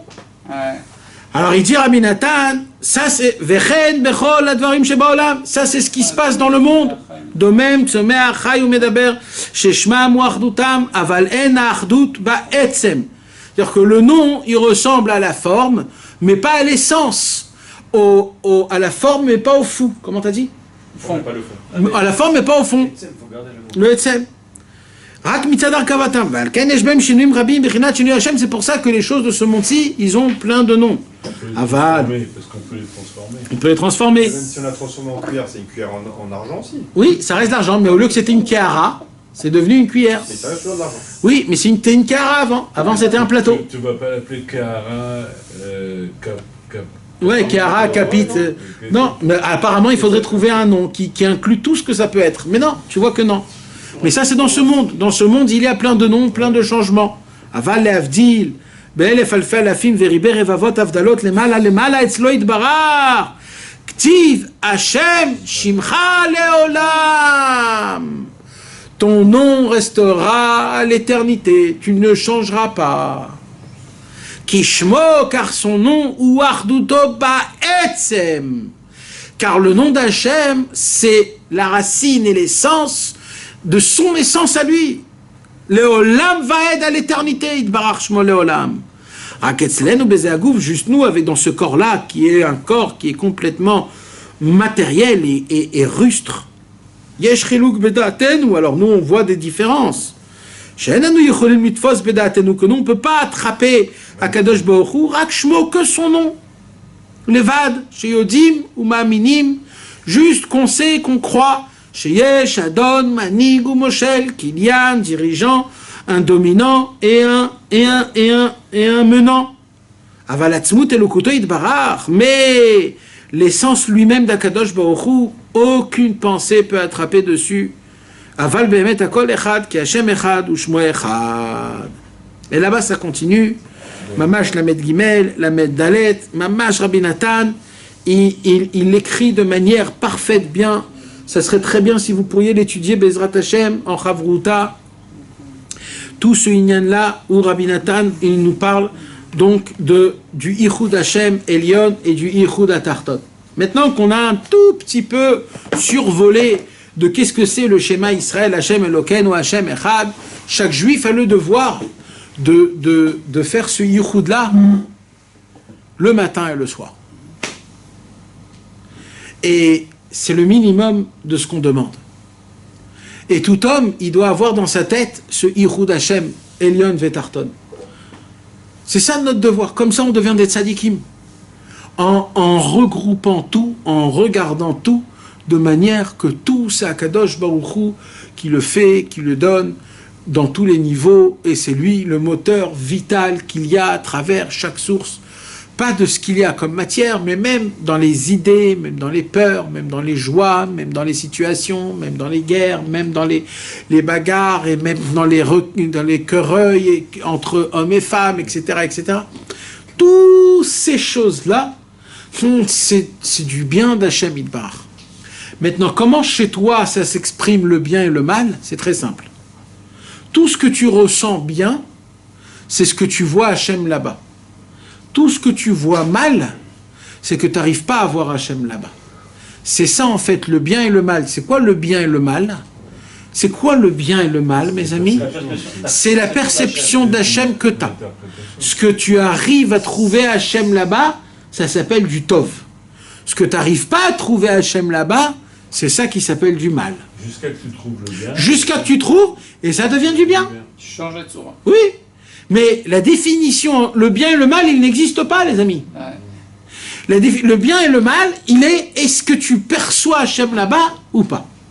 Si tu le perçois, c'est du tov. Si tu le perçois Hachem. Tu le perçois? Je ressens. Tu le perçois, c'est que très profond dans ton cœur, tu arrives à ressentir la divinité d'Akadosh Baruch Hu sans savoir comment l'expliquer. Et c'est la raison pour laquelle, pour toi, tu le vois de manière tov. Je vais répéter les mots parce qu'ils sont très pesés. Dans une situation, tu vis une situation, comment tu perçois Hachem dans une situation qui n'est pas bonne pour toi? Tu vois ce que je veux dire? Elle n'est pas bonne pour toi parce que tu n'arrives pas à voir Hachem là-bas. Voilà, mais ça veut dire quoi? C'est couche de 99% non, mais parce que tu utilises tous tes membres et tes sens qui sont complètement égoïstes, et le fait qu'ils sont égoïstes tu n'es pas prêt à te travailler sur toi-même pour enlever ta personnalité, ta volonté, pour voir c'est quoi la volonté d'Hachem. Donc tu ne peux pas voir Hachem. Donc comme ça n'est pas cohérent à toi, donc tu t'énerves contre cette situation. Donc pour toi, elle est mal. Maintenant, il va se passer que il y a une situation, comme tu dis, très mauvaise, etc. Tu la vis très mal. Alors tu vas faire un travail de soi. C'est-à-dire tu vas enlever l'égoïste du corps. Tu vas enlever la sensation de ton existence. Tu vas essayer de te mettre de côté et d'accepter une situation telle qu'elle, neutre. Et tu vas essayer de la recevoir comme elle est. Et là, tu vas découvrir d'un coup, petit à petit, des points positifs. En fait, c'est Dieu que tu es en train de voir. Comme tu t'es bougé de cette situation, donc petit à petit, tu commences à avoir Hachem. Ça, tu l'as fait, par exemple, je vais donner un petit exemple plus simple, parce que c'est compliqué, d'accord, plus simple. Toi, maintenant, on t'a dit, il y a un cours le dimanche soir, va entendre un cours là-bas. D'accord? Alors, toi, tu dis, ah, c'est super! Pour toi, c'est l'idéal, c'est du bien, c'est du tov. Et tu vas arriver, tu as passé un super bon moment. Tout bien, d'accord?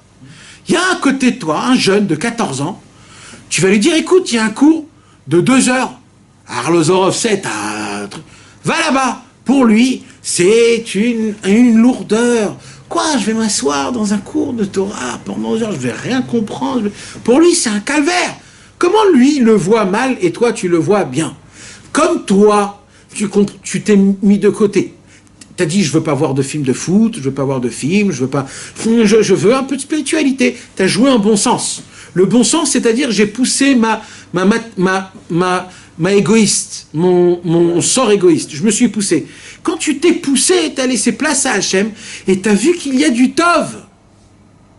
Et donc, c'est bien pour toi parce que tu vois Hachem dans ça. Mais un autre, qu'il est jeune, qui comprend pas, il voit rien dans ça. Pour lui, il voit que c'est dur, c'est compliqué, on va me prendre la tête. Alors lui, il voit pas Hachem dans ça. Donc pour lui, c'est du mal. Pour lui, c'est dur. Plus il va grandir, plus il va savoir un petit peu se rapetissir.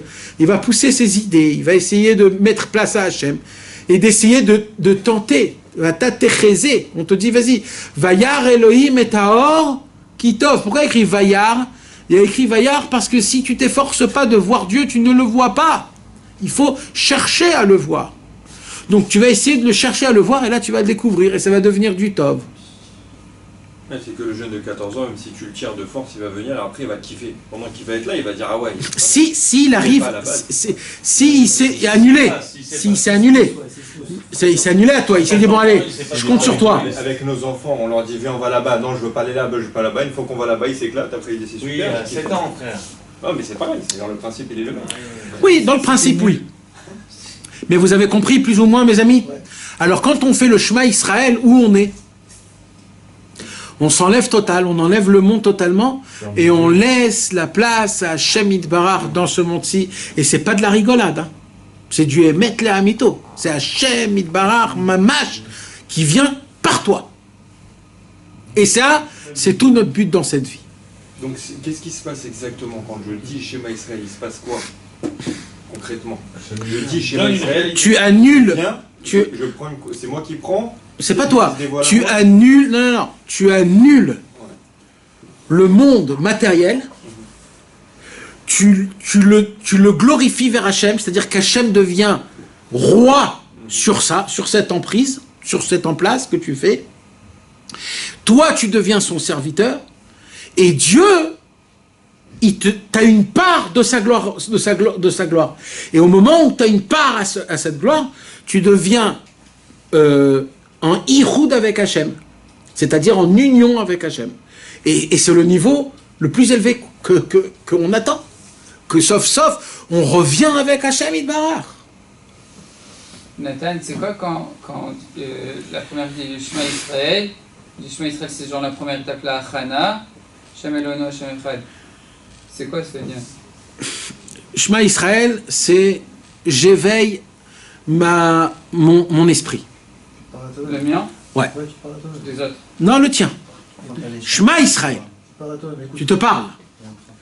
En fait, tu regroupes ton cerveau, ton cœur, tes mains, ton ventre, tes pieds, tout. tout ce qui existe en toi. C'est le texte. C'est le texte en lui-même. Shema Israël, écoute Israël, écoute-moi tous mes membres, toi, ton cerveau, ton tout. Hashem Elokeinu, alors il y a plusieurs pshat. D'après le Rashi, Hashem Elokeinu, le Dieu qu'on appelle Eloheinu, les Juifs, il deviendra un jour Hashem Echad. Dati de Lavo. C'est Rashi. Mais d'après le pshat qu'on peut dire, c'est que le Yudke Vavke, c'est notre Dieu. Ce Yudke Vavke, il est un Bepshitout. Donc il nous reste juste à se souhaiter tous les uns avec les autres force et courage. Ish et achiv ya'azoru ou l'achiv yomar chazak. Il va falloir étudier le Sagat et le coup pour bien comprendre. Ouais, bien sûr.